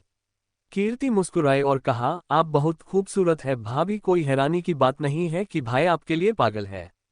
उसकी बात सुनकर वैशाली सबसे मुस्कुराते हुए बोली, तुम भी बहुत खूबसूरत हो। ठीक है, अब हम दोनों को शॉपिंग के लिए चलना चाहिए। कीर्ति ने सिर हिलाया और वैशाली के साथ कार के अंदर बैठ गई। ... सिद्धार्थ जब मल्होत्रा इंडस्ट्रीज पहुंचा तो उसने देखा उसके फोन पर कुणाल का कॉल आ रहा है। आखिरकार तुम्हें मुझे कॉल करने का टाइम तो मिल गया, फोन रिसीव करते हुए सिद्धार्थ ने कहा। कुणाल ने हंसते हुए कहा, भाई मुझे असल में आपसे एक एडवाइस की जरूरत है। सिद्धार्थ ने अपनी भौहें उठाईं और कहा, और यहाँ मुझे लगा कि मेरे छोटे भाई ने मुझे इसलिए कॉल किया क्योंकि वह मुझे मिस कर रहा है। ठीक है, तो मुझे बताओ कि यह क्या है? एक बार अपना गला साफ करते हुए कुणाल ने कहा, एक लड़की है जिसे मैं लाइक करता हूँ, लेकिन मुझे नहीं पता कि वह भी मेरे लिए वैसा ही फील करती है या नहीं जैसा मैं करता हूँ। मैं कल उसे कन्फेस करने के बारे में सोच रहा हूँ लेकिन मुझे बहुत डर लग रहा है। मुझे क्या करना चाहिए भाई? क्या मुझे उसे बताना चाहिए या नहीं? सिद्धार्थ ने मुस्कुराते हुए कहा, ओह सच कहूँ तुमने एक बहुत अच्छा डिसीजन लिया है। फिर थोड़ी देर रुककर उसने आगे कहा, थोड़ी देखो कुणाल, अगर तुम्हारे दिल में कोई भी फीलिंग किसी के लिए है तो तुम्हें उसे बता देना चाहिए। तुम्हें इस बात से परेशान नहीं होना चाहिए कि वह तो मैं एक्सेप्ट करेगी या नहीं। बस अपने दिल की बात बता दो और बाकी सब कुछ अपने किस्मत पर छोड़ दो। क्या आपको यकीन है भाई? कुणाल ने पूछा। मैं कॉलेज के टाइम से वैशाली से प्यार करता था, लेकिन मुझे उसे यह बताने की हिम्मत नहीं थी। मैं उसके रिजेक्शन से डरता था। लेकिन जब आखिरकार मैंने उसे अपने दिल की बात बता दी तो उसने भी कहा कि वह भी मुझसे प्यार करती है। इस बीच हमारे बहुत सारे साल बर्बाद हो गए। यहाँ तक कि रुद्राक्ष भी तुम्हारी बहन से इतने सालों से प्यार करता था, लेकिन उसने उसे कभी नहीं बताया। इसलिए उसने इतने साल बर्बाद कर दिए। और इससे पहले कि सिद्धार्थ अपनी बात पूरी कर पाता, कुणाल ने उसे रोकते हुए कहा, जीजू बहुत सालों से दी को प्यार करते थे, ये सब आप क्या कर रहे हैं भैया? क्या वो अभी कुछ दिन पहले ही मिले नहीं थे? सिद्धार्थ ने उसका सिर थपथपाया और कहा, मेरा मतलब कुछ नहीं है। बस जो मैंने पहले कहा था उसे भूल जाओ और जाकर उस लड़की के सामने अपनी फीलिंग को कन्फेस करो, ठीक है? थैंक यू भैया, जैसा आपने कहा मैं वैसा ही करूंगा। कुणाल ने खुश होकर कहा। हाँ ठीक है, और मुझे उसका जवाब भी बताना, सिद्धार्थ ने कहा। जरूर, कुणाल ने कहा। सिद्धार्थ मुस्कुराया और बड़बड़ाया, बच्चे बड़े हो रहे हैं। क्रमश 66 meeting with Tina. Shopping mall, तुम क्या खरीदना चाहते हो? वैशाली ने पूछा। कीर्ति ने कुछ देर सोचा और कहा, कुछ गाउन और हाई हील और कुछ ड्रेस। वैशाली अपनी भौहें उठाई और कहा, मुझे याद है कि सिद्धार्थ ने मुझे बताया था कि तुम्हें ये सब पहनना पसंद नहीं है। हे हाँ, लेकिन मुझे उनकी जरूरत है, कीर्ति ने कहा। वैशाली मुस्कुराए और कहा, ठीक है, चलो चलते हैं, अभी तुम्हारे लिए हमें बहुत सारी चीजें लेनी है। कीर्ति मुस्कुराए और सिर हिलाया। कीर्ति की जरूरत की हर चीज खरीदने के बाद कीर्ति और वैशाली ने एक साथ लंच करने का फैसला किया। भाभी आपने कुछ खरीदा क्यों नहीं? कीर्ति ने पूछा। वैशाली हंसते हुए कहा, ठीक है, मुझे अभी किसी चीज की जरूरत नहीं है, लेकिन ये सब तो भाई पे कर रहे हैं। अगर मैं आपकी जगह होता तो मैं वह सब कुछ खरीद लेती जो मुझे चाहिए। कीर्ति ने कहा, मैं एक दिन तुम्हारे भाई को अपने साथ लाऊंगी और फिर मुझे जो भी पसंद आएगा मैं ले लूंगी। वैशाली ने कहा। उसकी बात सुनकर कीर्ति हंसने लगी। तो बताओ वह कौन है? वैशाली ने पूछा। कीर्ति ने हैरानी में अपनी आंखें चौड़ी की और पूछा, क्या कौन है? वैशाली ने हंसते हुए कहा, अब छिपने का कोई मतलब नहीं है। ऐसा नहीं है कि मैं तुम्हारे भाई को इसके बारे में बताऊंगी। कीर्ति ने अपनी जीभ बाहर निकाल दी और कहा, मुझे आप पर भरोसा है भाभी। दरअसल एक लड़का है जिसे मैं लाइक करती हूँ। वाह, तो बताओ वह कैसा है? क्या वह हैंडसम है? तुम पहली बार कहाँ मिले थे? अच्छा, जो हुआ मुझे तुम सब कुछ बताओ, वैशाली ने एक्साइटमेंट से पूछा। कीर्ति ने हंसते हुए कहा, मैं उससे पार्टी में मिली थी, आराध्या के लिए जो वेलकम पार्टी ऑर्गेनाइज की गई थी उसमें। वैशाली ने पूछा। हाँ, पार्टी के बाद उसने मुझे घर छोड़ा और फिर हमने नंबर एक्सचेंज किए। के बाद हम डिनर के लिए कभी कभी मिलते थे, तभी ब्रेकफास्ट के लिए मिलते थे। और उसने मुझे कहा कि कल कुछ स्पेशल होने जा रहा है। कीर्ति ने कहा। वैशाली और ज्यादा एक्साइटेड हो गई और पूछा, वह कैसा दिखता है? क्या वह हैंडसम है? कीर्ति ने शर्माते हुए कहा, हाँ वह बहुत हैंडसम है और बहुत केयरिंग है। Do you love him? Vaishali ने पूछा। हाँ मुझे लगता है, कीर्ति ने कहा। तो फिर तुमसे अपने दिल की बात बता दो, वैशाली ने कहा। थैंक यू भाभी, यू आर द बेस्ट, कीर्ति ने मुस्कुराकर कहा। वैशाली ने मुस्कुराते हुए कहा, कल जो कुछ भी होगा मुझे तुम कॉल करके सब कुछ बताना, ठीक है? कीर्ति ने सिर हिलाया। सिंघानिया इंडस्ट्रीज। जब तक आराध्या जागी तब तक दोपहर हो चुकी थी। लंच भी आ चुका था और रुद्राक्ष उससे निकाल रहा था। तुम उठ गई तो यहाँ आओ और लंच कर लो, रुद्राक्ष ने कहा। अपनी आंखें मलते हुए आराध्या उठी और कहा, मैं खाना नहीं चाहती। रुद्राक्ष ने आह भरी। उसने उसे अपनी ओर खींचकर अपनी गोद में बिठा लिया और कहा, तुम्हें खाना है और मैं कोई बहाना नहीं समझ आता।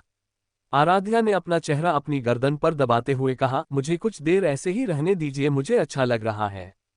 पिछले कुछ दिनों से मैं आपको बहुत परेशान कर रही हूँ, आराध्या ने कहा। उसके माथे पर उसे किस करते हुए रुद्राक्ष ने कहा, तुम मुझे कभी परेशान नहीं करते। मेरा हर काम मेरे लिए सेकेंडरी है और तुम मेरी फर्स्ट प्रायोरिटी हो। मैं कल से घर पर रहूंगी। अगर मैं वहां नहीं हूं तो आप ठीक से काम कर सकते हैं, आराध्या ने कहा। नहीं, तुम मेरे साथ रोज यहाँ पर आओगे। मैं तुम्हें अकेला नहीं छोड़ना चाहता। अगर तुम मेरे सामने होगी तो मुझे राहत महसूस होगी, रुद्राक्ष ने कहा। लेकिन, आराध्या ने कहना चाहा। कोई लेकिन लेकिन नहीं, मैंने कहा कि तुम मेरा साथ रहोगी, मतलब तुम मेरा साथ रहोगी। अब चलो खाना खा लो, रुद्राक्ष ने उसके मुंह की तरफ एक निवाला बढ़ाते हुए कहा। आराध्या मुस्कुराए और उसे खा लिया। लंच के बाद रुद्राक्ष ने आराध्या को आराम करने के लिए कहा, लेकिन आराध्या ने ये कहते हुए मना कर दिया, मैं सुबह से सो रही हूँ। आप अपनी मीटिंग कंटिन्यू कर सकते हैं, बस मुझे अपना लैपटॉप दे दो ताकि मैं कुछ गेम खेल सकूं। रुद्राक्ष ने आह भरी और कहा, ठीक है, अगर तुम्हें कोई भी प्रॉब्लम हुई तो मुझे बताना। आराध्या ने सिर हिलाया। उसे लैपटॉप देते हुए रुद्राक्ष ने कहा, यहाँ जो चाहो करो। लैपटॉप लेते हुए आराध्या कुछ कहने ही वाली थी, तभी रजत अंदर आया और कहा, सर वह असल में। रजत ठीक से बोलो, रुद्राक्ष ने कहा। रजत ने एक गहरी सांस ली और कहा, सिंह एंटरटेनमेंट की सीईओ मिस टीना आपसे मिलना चाहती है। क्या उसके पास अपॉइंटमेंट है? रुद्राक्ष ने पूछा। रजत ने ना में अपना सिर हिलाया। तुम जानते हो कि तुम्हें क्या करना है, रुद्राक्ष ने कहा। जब आराध्या ने जाना पहचाना नाम सुना तो उसने अपनी भौहें ऊपर उठा ली। सच में देखना चाहती थी कि असल में ये लड़की है कौन जो उसके हस्बैंड से मिलने के लिए इतनी बेताब है। रजत बाहर से जाने ही वाला था कि आराध्या ने उसे रोकते हुए कहा, मिस्टर असिस्टेंट रुको। फिर रुद्राक्ष की ओर मुड़ते हुए उसने कहा, आप एक बार उससे मिल क्यों नहीं लेते? वह क्यों आपसे मिलना चाहती है एक बार सुन लीजिए।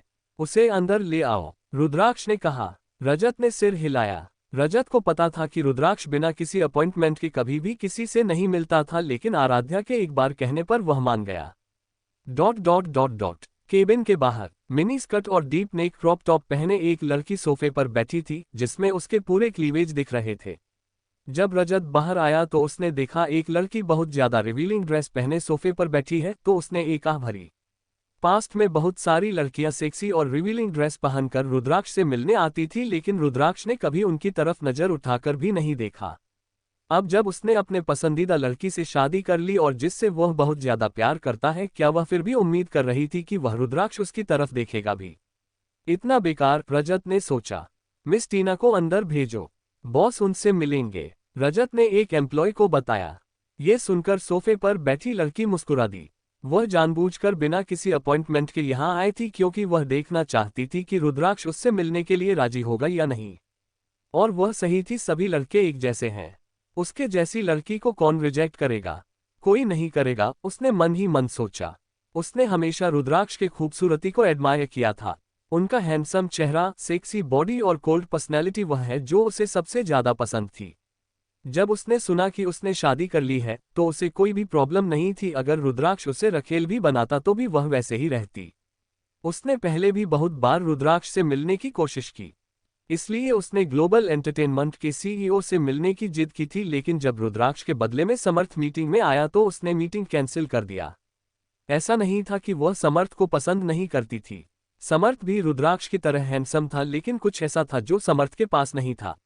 Miss Tina please follow me, employee ने कहा। टीना उठ गई। अपना बैग हाथ में लेकर उसने अपने टॉप को थोड़ा सा एडजस्ट किया। ये कंफर्म करने के बाद उसके क्लीवेज पूरी तरह से दिख रही है, उसने चलना शुरू कर दिया। उसने सोच लिया था कि आज रात वह रुद्राक्ष अपने साथ बेड पर ले जाएगी, लेकिन उसे क्या पता था कि रुद्राक्ष के केबिन में इंटर करते हैं उसके सारे सपने चकनाचूर हो जाएंगे। जब टीना रुद्राक्ष के केबिन के अंदर आए और उसका हैंडसम चेहरा देखा तो उसकी आंखें चमक उठीं, लेकिन जैसे ही उसने उसके पास बैठे खूबसूरत लड़की को देखा तो उसके एक्सप्रेशन डार्क हो गए। वह जानती थी कि वह लड़की कौन थी। वो रुद्राक्ष की वाइफ आराध्या कपूर थी। आराध्या को वहां पर देखकर टीना की उम्मीदें लाखों टुकड़ों में बिखर गईं। सर मैडम, एम्प्लॉय ने उन दोनों को ग्रीट किया। जब आराध्या ने अपना सर उठाकर एम्प्लॉय के पास खड़ी हाफ नेकेड लड़की को देखा तो उसने अपनी भौहें उठा ली। आराध्या ने जो इस लड़की के बारे में सोचा था वह बिल्कुल सही था। उसने अपनी नजरें घुमाकर रुद्राक्ष को देखा, लेकिन जब उसने देखा कि उसके हस्बैंड ने उसके सामने अरे लड़की को एक नजर भी नहीं देखा तो वह हंस पड़ी। रुद्राक्ष ने भौहें उठाईं और पूछा, तुम क्यों हंस रहे हो? आराध्या ने अपना सिर हिलाया और कहा, ये कुछ भी नहीं है, आप जाकर अपना मीटिंग खत्म कीजिए। रुद्राक्ष उठा और टीना की तरफ देखकर उसने अपनी आंखें सिकोड़ ली, लेकिन कुछ न कहने का फैसला किया। वैसे ये पहली बार नहीं था जब कोई लड़की उसके ऑफिस में इस तरह कपड़े पहनकर आए हो। अपने टेबल की ओर बढ़ते हुए वह अपनी कुर्सी पर बैठ गया। एम्प्लॉय को जाने का इशारा करते हुए रुद्राक्ष ने टीना को पूरी तरह से इग्नोर किया और एक फाइल पढ़ना शुरू कर दिया। आराध्या ने अपने मन में रुद्राक्ष की तारीफ की और सोचने लगी कि क्या वह हर बार ऐसा करता है या उसकी प्रेजेंस की वजह से वह ऐसा कर रहा है। डेस्क की ओर जाकर टीना एक कुर्सी पर बैठ गई और बोली, nice to meet you mister Singhania. Files को वापस टेबल पर रखते हुए रुद्राक्ष ने अपने कोल्ड वॉइस में कहा, अगली बार बिना अपॉइंटमेंट के यहाँ पर मत आना। मैं ऐसे लोगों का अटेंड नहीं करता जो मेरे ऑफिस में बिना अपॉइंटमेंट के आते हैं।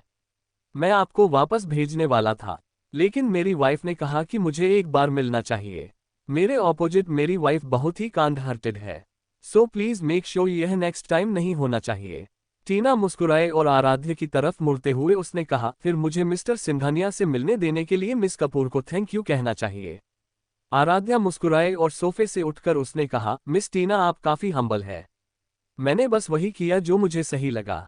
फिर डेस्क की ओर चलते हुए आराध्या टीना के पास वाली कुर्सी पर बैठ गई और कहा, वैसे अब मैं मिसेज सिंघानिया हूँ, मिस कपूर नहीं। टीना ने अपने चेहरे पर मुस्कान बिखेरते हुए कहा, बिल्कुल। कुर्सी से उठते हुए आराध्या ने कहा, डार्लिंग मुझे लगता है कि आपको एयर कंडीशन बंद कर देना चाहिए या फिर टेम्परेचर बढ़ा देना चाहिए। क्या तुम्हें ठंड लग रही है? तुमने मुझे पहले क्यों नहीं बताया? मैं इससे बहुत पहले बंद कर सकता था। रुद्राक्ष ने अपने हाथ में रिमोट उठाते हुए एसी को बंद करते हुए कहा, अरे नहीं डार्लिंग, मैं यह मिस टीना के लिए कह रही हूँ। उन्होंने लगभग कुछ भी नहीं पहना है। मुझे यकीन है कि उन्हें ठंड लग रही होगी। आराध्या ने मुस्कुराते हुए कहा। जैसे ही रुद्राक्ष ने ये सुना उसने रिमोट को पीछे रख दिया और कहा, मैं आपको अगली बार किसी मीटिंग में जाने के लिए फॉर्मल ड्रेस पहनने का एडवाइस दूंगा। आराध्या ने मुस्कुराते हुए कहा, अच्छा आप दोनों कंटिन्यू कीजिए, मैं यहाँ से जा रही हूँ। ये कहने के बाद आराध्या ने टीना को घूर कर देखा और सोफे की ओर चलने लगी। जल्दी से खुद को कंपोज करते हुए टीना ने कहा, अच्छा अब बात करते हैं बिजनेस की। मैं यहाँ सिंह एंटरटेनमेंट की तरफ से एक प्रपोजल के बारे में डिस्कस करने आई हूँ। मिस टीना आप जानते हैं कि यह सिंघानिया इंडस्ट्रीज है, और अगर आप एंटरटेनमेंट फील्ड के बारे में कुछ डिस्कस करना चाहते हैं तो आप ग्लोबल एंटरटेनमेंट के सीईओ के साथ डिस्कस कर सकते हैं। रुद्राक्ष ने कहा। टीना मुस्कुराए और कहा, लेकिन अगर मैं गलत नहीं हूं तो ग्लोबल एंटरटेनमेंट के सीईओ मेरे सामने बैठे हैं। जब मैं सीईओ से सीधे इस बारे में डिस्कस कर सकती हूं तो फिर मैं वाइस प्रेसिडेंट के साथ डिस्कस क्यों करूं? रुद्राक्ष ने उठकर कहा, मैं सिर्फ नाम के लिए सीईओ हूं। वहां पर मेरा भाई है जो सब कुछ संभालता है। मैंने पिछले 2 सालों से ग्लोबल एंटरटेनमेंट ऑफिस के अंदर कदम नहीं रखा है। आर्टिस्ट चुनना या फिर कोई प्रपोजल हो, वह सब कुछ मेरा भाई ही देखता है। आप एक गलत व्यक्ति को समझाने की कोशिश कर रहे हैं। यहाँ तक कि अगर आप ये प्रपोजल मुझे देते भी हैं तो भी यह मेरे भाई के हाथों में ही जाना है। इसलिए बेहतर है कि आप उसके लिए अपना स्पीच प्रपोजल बचा सकते हैं। अब आप जा सकते हैं। टीना जम गई। उसे पता था कि रुद्राक्ष के बातों का सीधा मतलब ये था कि मुझे आप या आपके बॉडी में कोई दिलचस्पी नहीं है। टीना ने जल्दी से अपने इमोशन को कंट्रोल करने की कोशिश किया और कहा, बिल्कुल मिस्टर सिंघानिया के साथ आपसे मिलकर अच्छा लगा। फिर आराध्या की ओर मुड़ते हुए उसने होठों पर जबरदस्ती एक मुस्कान चिपकाया और बोली, मिसेज सिंघानिया आपसे भी मिलकर अच्छा लगा। आराध्या वापस मुस्कुराए और कहा, मैंने अभी अभी महसूस किया है कि आपके मौसम इसे सिंघानिया सुनने में बहुत अच्छा लगता है। आपको मुझे मिसेज सिंघानिया है बुलाना चाहिए। हालांकि टीना को इस टाइम आराध्या के ऊपर बहुत ज्यादा गुस्सा आ रहा था, लेकिन फिर भी उसने नकली मुस्कान दी और कहा, जरूर। जब आप ग्लोबल एंटरटेनमेंट पर जाएं तो प्लीज फॉर्मल कपड़े पहनना। मैं नहीं चाहता कि मेरा छोटा भाई ऐसा कुछ देखे। रुद्राक्ष ने फिर से अपने कॉल वॉइस में कहा। जब आराध्या ने अपने पति की तीखी बातें सुनी तो वह हंस पड़ी।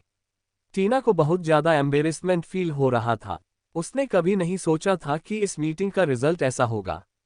जब टीना सिंघानिया इंडस्ट्रीज से निकली तो उसके दिल में सिर्फ एक इंसान के लिए नफरत था, आराध्या। क्रमश। हेलो फ्रेंड्स, तो कैसे हैं आप सब? उम्मीद है अच्छे ही होंगे। मैंने आज 2 चैप्टर पर अपलोड कर दिया है क्योंकि मैं शायद कुछ दिन डेली अपलोड नहीं कर पाऊंगी, क्योंकि 2 दिन बाद मेरे एग्जाम स्टार्ट होने वाले हैं, तो पढ़ाई तो करनी पड़ेगी। लेकिन मैं फिर भी कोशिश करूंगी अपलोड करने की। Off bye hand waving. बैंगनी दिल बैंगनी दिल बैंगनी दिल बैंगनी दिल बैंगनी दिल बैंगनी दिल बैंगनी दिल बैंगनी दिल बैंगनी दिल बैंगनी दिल बैंगनी दिल बैंगनी दिल बैंगनी दिल। 67 I'll make you mine forever। टीना के बाहर से जाने के बाद आराध्या हंसती रही। वह इतनी जोर से हंस रही थी कि उसका चेहरा पसीने और आंसुओं से ढका हुआ था।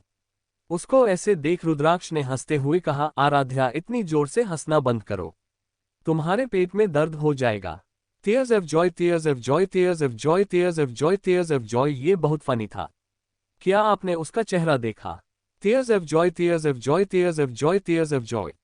आराध्या ने कहा। रुद्राक्ष मुस्कुराते हुए आराध्या को देखने लगा।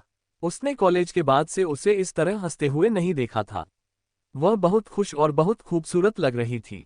कुछ देर गहरी सांसें लेते हुए आराध्या ने अपनी हंसी को कंट्रोल किया और कहा, मैं कॉलेज के बाद से इस तरह कभी नहीं हंसी थी। हमारे कॉलेज में एक लड़का था जिसको सब अजीब टोपी वाला लड़का कहते थे। थोड़ी देर के लिए रुकते हुए आराध्या ने वापस अपनी बात कंटिन्यू करते हुए कहा, उस दिन हम अपने सोशल एक्टिविटीज कर रहे थे, इसीलिए सभी ब्यूटीफुली ड्रेस अप करके आए थे, लेकिन प्रोग्राम शुरू होने से पहले ही अचानक बारिश शुरू हो गई। उस समय वह अजीब टोपी वाला लड़का, मुझे नहीं पता कि कैसे, लेकिन वह जमीन पर गिर गया। बारिश हो रही थी, इसलिए जब उसने उठने की कोशिश की तो वह फिर से फिसल गया। उसने कई बार कोशिश की लेकिन वह उठ नहीं पा रहा था और बार बार गिर रहा था। उद्धरण चिन्ह। रुद्राक्ष ने उस दिन जो कुछ हुआ था उसे याद करते हुए भौहें चढ़ा दी। आराध्या हंसी और कहा, बट ये फनीएस्ट पार्ट नहीं था। जब वह उठ नहीं पाया तो उसका बेस्ट फ्रेंड सिद्धार्थ उसकी हेल्प के लिए वहां पर आया। सिद्धार्थ ने उसकी ओर हाथ बढ़ाकर उसे उठने में मदद करने की कोशिश की, लेकिन वह भी वहां पर गिर गया। सबसे अच्छी बात यह है कि अजीब टोपी वाला लड़का नीचे था और सिद्धार्थ उसके ऊपर था और उनके होंठ आपस में टकरा गए थे। आप सोच भी नहीं सकते कि यह सीन कितना फनी था। मैं इतनी जोर से हंसी कि चेहरा पूरा मेकअप खराब हो गया। उस इंसिडेंट के बाद मैंने उस अजीब टोपी वाले को कई दिनों तक नहीं देखा, यहां तक कि सिद्धार्थ भी गायब था। उस समय सभी को लगा कि उनके बीच कुछ चल रहा होगा। यहां तक कि मैंने भी ऐसा ही सोचा था जब वे दोनों इतने दिनों से गायब थे। ये सुनकर रुद्राक्ष का चेहरा उदास हो गया। उस टाइम आराध्या को देख रहा था, इसीलिए वह गिर गया था। क्योंकि आराध्या उस टाइम बहुत खूबसूरत और प्यारी लग रही थी। हो सकता है कि उसने खुद को कहीं छुपा लिया हो क्योंकि वह शर्मिंदा था। रुद्राक्ष ने अपना बचाव करते हुए कहा। आराध्या ने अपना सिर हिलाया और कहा, अब मुझे पता है कि सिद्धार्थ ऐसा नहीं है, लेकिन कौन जानता है कि अजीब टोपी वाला लड़का हो सकता है या नहीं। Rudraksh expressionless expressionless expressionless expressionless deadpan face deadpan face deadpan face deadpan face deadpan face dot dot dot dot. Sharma enterprise. Mohit अपने ऑफिस के अंदर अपने उदास चेहरे के साथ बैठा था, अपने हाथ में एक कॉन्ट्रैक्ट पकड़े हुए। वह अभी भी विशाल के बारे में श्योर नहीं था। उसे अभी भी ऐसा लग रहा था कि विशाल अच्छा नहीं है, लेकिन उसके पास और कोई ऑप्शन नहीं था। कुछ देर गहरी सांसें लेते हुए मोहित ने अपना फोन उठाया और विशाल का नंबर डायल किया।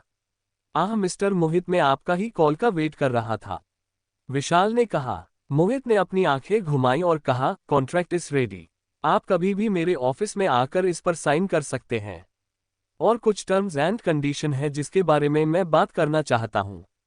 विशाल ने हंसते हुए कहा, टेंशन मत लो, मैं तुम्हारी सारी टर्म्स एंड कंडीशन को एक्सेप्ट कर लूंगा तब तक जब तक तुम मेरी बात मानते हो।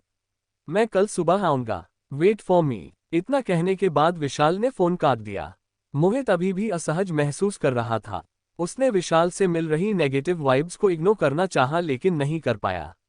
मल्होत्रा इंडस्ट्रीज। कीर्ति को मल्होत्रा मेंशन छोड़ने के बाद ड्राइवर वैशाली को मल्होत्रा इंडस्ट्रीज ले आया। मल्होत्रा इंडस्ट्रीज के सभी एम्प्लॉय जानते हैं कि वैशाली कौन है। ये जानते हुए कि वैशाली उनके बकवास के लिए कितने इंपॉर्टेंट है, उन्होंने पोलाइटली उसे ग्रीट किया। वैशाली ने भी अपने चेहरे पर एक बड़ी मुस्कान के साथ सभी को ग्रीट किया। जब वैशाली लिफ्ट का वेट कर रही थी तभी अचानक किसी ने पीछे से उसके कंधे पर थपथपाया। जब वैशाली ये देखने के लिए पीछे मुड़ी कि वह कौन था, उसने देखा सिद्धार्थ एक बड़ी सी मुस्कान के साथ उसकी तरफ देख रहा है। तुम यहाँ पर कर रहे हो क्या? तुम्हें इस टाइम अपने ऑफिस के अंदर नहीं होना चाहिए था, वैशाली ने पूछा। उसके कंधे पर हाथ रखते हुए सिद्धार्थ ने कहा, माय स्वीट गर्लफ्रेंड, तुम पहली बार मेरे ऑफिस आए हो और तुम यह उम्मीद कर रही हो कि मैं अपने ऑफिस में बैठा रहूं और कुछ न करूं। वैशाली ने अपनी आंखें घुमाई और कहा, मिस्टर मल्होत्रा, चीज़ी बनना बंद करो। तुम इस कंपनी के सीईओ हो, तो चीज़ी बनना तुम्हारी पोजीशन को सूट नहीं करता। पोजीशन के बारे में कौन परवाह करता है? जब बात तुम्हारी है तो मैं कुछ भी कर सकता हूं जो तुम्हें पसंद हो, सिद्धार्थ ने कहा। वैशाली ने हंसते हुए कहा, अच्छा ठीक है मिस्टर मल्होत्रा, लेकिन मैं आज रात डिनर में चीज़ी पिज्जा खाना चाहती हूँ। ओके, तो फिर हम पिज्जा ही खाएंगे, सिद्धार्थ ने उसे लिफ्ट की ओर खींचते हुए कहा। जैसे ही लिफ्ट का दरवाजा बंद हुआ, सिद्धार्थ ने वैशाली को लिफ्ट की दीवार से सटा दिया और अपनी नाक उसके नाक को रब करते हुए कहा, तुम आज डिनर में पिज्जा खाना चाहते हो, लेकिन मैं तुम्हें खाना चाहता हूँ। अपनी बाहों को उसके गले में लपेटते हुए वैशाली ने कहा, तो फिर क्या मिस्टर मल्होत्रा डिनर से पहले कुछ स्वीट खाना चाहते हैं? फिर बिना उसके जवाब का वेट किए वैशाली ने अपने होठों को उसके होठों से लगा दिया। सिद्धार्थ ने हैरानी से अपनी आंखें चौड़ी कर लीं। उसने कभी नहीं सोचा था कि उनका फर्स्ट किस ऐसा होगा। जल्दी से खुद को नॉर्मल करते हुए उसने वापस वैशाली को किस किया। जब सिद्धार्थ ने उसके लोअर लिप्स को काटा तो वैशाली के मुंह से एक कराह निकल गई। सिद्धार्थ ने उसे उठाकर उसके पैरों को अपनी कमर पर लपेट लिया और उससे और डीप किस करने लगा। जब सिद्धार्थ ने देखा वैशाली की सांसें फूल रही थी तो उसने उसे छोड़ दिया। उसके नीचे उतारकर सिद्धार्थ ने अपने डिजायर्स को कंट्रोल करने के लिए गहरी सांस ली। सिद्धार्थ ने वैशाली के होठों को छूते हुए कहा, आई लव यू। वैशाली मुस्कुराई और बोली, आई लव यू टू। अपनी बाहों को वैशाली की कमर के चारों ओर लपेटकर सिद्धार्थ आगे झुक गया। वैशाली ने हंसकर पूछा, तुमने इतनी अच्छी तरह से किस करना कहाँ से सीखा? सिद्धार्थ भी हंसा और कहा, इट्स नेचुरल बेबी। मुझे किसी ने नहीं सिखाया। अब अपनी इतनी भी तारीफ मत करो। स्टूपिड। वैशाली ने मुस्कुराते हुए कहा। तो शॉपिंग कैसी रही? सिद्धार्थ ने पूछा। बहुत अच्छा। तुम्हारी बहन बहुत अच्छी है। मुझे वह पसंद है। वैशाली ने खुश होते हुए कहा। इससे पहले कि सिद्धार्थ कुछ पूछ पाता, लिफ्ट का दरवाजा खुल गया। वैशाली का हाथ पकड़कर सिद्धार्थ ने उसे बाहर खींच लिया और कहा, चलो मेरे साथ मेरे केबिन में चलते हैं और वहां पर जाकर हम कंटिन्यू कर सकते हैं। कंटिन्यू करने से तुम्हारा क्या मतलब है? वैशाली ने हंसते हुए पूछा। तुम अच्छी तरह जानती हो कि मेरा क्या मतलब है, सिद्धार्थ ने कहा। Dot dot dot. सिद्धार्थ के केबिन के अंदर जैसे ही वह दोनों के दिल के अंदर आए, सिद्धार्थ ने वैशाली को दरवाजे पर पिन कर दिया। आप कुछ ज्यादा ही जल्दी में लग रहे हैं मिस्टर बॉयफ्रेंड, वैशाली ने हंसते हुए कहा। क्या? मैं अभी अपनी डेजर्ट ले रहा हूं, ठीक है, सिद्धार्थ ने कहा। तुमने अभी अपनी डेजर्ट ली थी, वैशाली ने कहा। उसके नाक को छूते हुए सिद्धार्थ ने कहा, मुझे और चाहिए। उसे दूर धकेलते हुए वैशाली ने कहा, मुझे तुम्हारा ऑफिस देखने दो। अपनी गर्दन खुजलाते हुए सिद्धार्थ ने कहा, वैशाली चलो शादी कर लेते हैं। ये सुनकर वैशाली हंस पड़ी और बोली, हाँ ठीक है baby, I am serious, Siddharth ने कहा। सिद्धार्थ की ओर मुड़ते हुए वैशाली ने पूछा, सच में? सिद्धार्थ ने सिर हिलाया। थोड़ी देर रुकते हुए वैशाली ने पूछा, क्या तुम्हें नहीं लगता कि यह बहुत जल्दी है? मेरा मतलब है कि तुम मुझे ठीक है जानते भी नहीं हो। हमने अभी डेटिंग शुरू की है। सिद्धार्थ ने वैशाली को अपनी बाहों में खींचते हुए कहा, हम एक दूसरे को कॉलेज से जानते हैं। और जल्दी से क्या मतलब है? मुझे पता है कि मैं तुमसे प्यार करता हूं और मैं अपनी पूरी जिंदगी तुम्हारे साथ बिताना चाहता हूं। लेकिन अगर तुम्हें इस बारे में डाउट है तो तुम टाइम ले सकती हो। अपनी बाहों को सिद्धार्थ के गर्दन के चारों ओर लपेटते हुए वैशाली ने कहा, इडियट। किसने कहा कि मुझे डाउट है? मुझे कोई डाउट नहीं है, मुझे भी तुम्हारी तरह पूरा भरोसा है। मैं भी तुमसे शादी करना चाहती हूँ। और तुम्हारे जैसे अमीर लड़की से कौन शादी नहीं करना चाहता? उद्धरण चिन्ह। उसके बाद सुनकर सिद्धार्थ हंस पड़ा। वैशाली ने अपनी जीभ बाहर निकाल दी और कहा, मैं बस इन सब चीजों को इतनी जल्दी नहीं करना चाहती। और वैसे भी तुमने कैसे सोचा कि मैं तुम्हारे इस नॉर्मल प्रपोजल को एक्सेप्ट कर सकती हूँ? कोई रिंग नहीं, कोई इमोशनल स्पीच नहीं, कोई फ्लावर नहीं। इतना कंजूस मत बनो मिस्टर मल्होत्रा। और यह मत भूलना कि तुम्हारे प्रेम ने मेरे बेस्ट फ्रेंड को सबसे यूनिक वेडिंग रिंग गिफ्ट की है। मेरी आपसे बहुत उम्मीदें हैं। तो अगर मैं तुम्हें रिंग, फ्लावर और एक इमोशनल स्पीच देकर तुम्हें ये प्रपोजल दूं तो क्या तुम यह एक्सेप्ट करोगे? सिद्धार्थ ने पूछा। शायद, वैशाली ने कहा। तो ठीक है, जब मैं तुम्हें ऐसे प्रपोज करूंगा तब तुम्हें इसे रिजेक्ट करने की परमिशन नहीं है। And that's time I will make you mine forever, Siddharth ने कहा। सिद्धार्थ के बालों पर हाथ फेरते हुए वैशाली ने कहा, but I am already yours. Dot dot dot dot. क्रमश च 68 let's get married. Singhania mention. Akshat garden में इधर से उधर घूम रहा था और समर्थ और अंशिका एक साथ घूम रहे थे। क्या तुमने मेरी रेड फाइल देखी? समर्थ ने पूछा। अंशिका ने सिर हिलाया और कहा, हाँ वह फाइल वार्डरोब के अंदर है, राइट साइड ड्रायर में। उसकी बात सुनकर समर्थ मुस्कुराया। क्या तुमने मेरी ब्लू फाइल देखी? समर्थ ने फिर पूछा। वह भी सेम जगह पर है, अंशिका ने कहा। समर्थ मुस्कुराया और फिर कहा, क्या तुमने मेरी ब्लैक टाई देखी? तुम्हारे पास बहुत सारे ब्लैक टाई आए हैं, तुम किस टाई की बात कर रहे हो? अंशिका ने पूछा। वह व्हाइट डॉट्स वाला, समर्थ ने कहा। तुम्हारे सारे टाई एक साथ ही है, अंशिका ने कहा। अपने होठों पर और वरी मुस्कान चिपकाते हुए समर्थ ने पूछा, क्या तुमने? What's wrong with you समर्थ? अंशिका ने हैरानी से पूछा। समर्थ ने सिर हिलाया और कहा, कुछ नहीं। अंशिका ने समर्थ की तरफ देखा तो समर्थ को स्टूपिड की तरह स्माइल करते देख उसने उसके सीने में मुक्का मारा और कहा, मेरा मजाक बनाना बंद करो, ठीक है?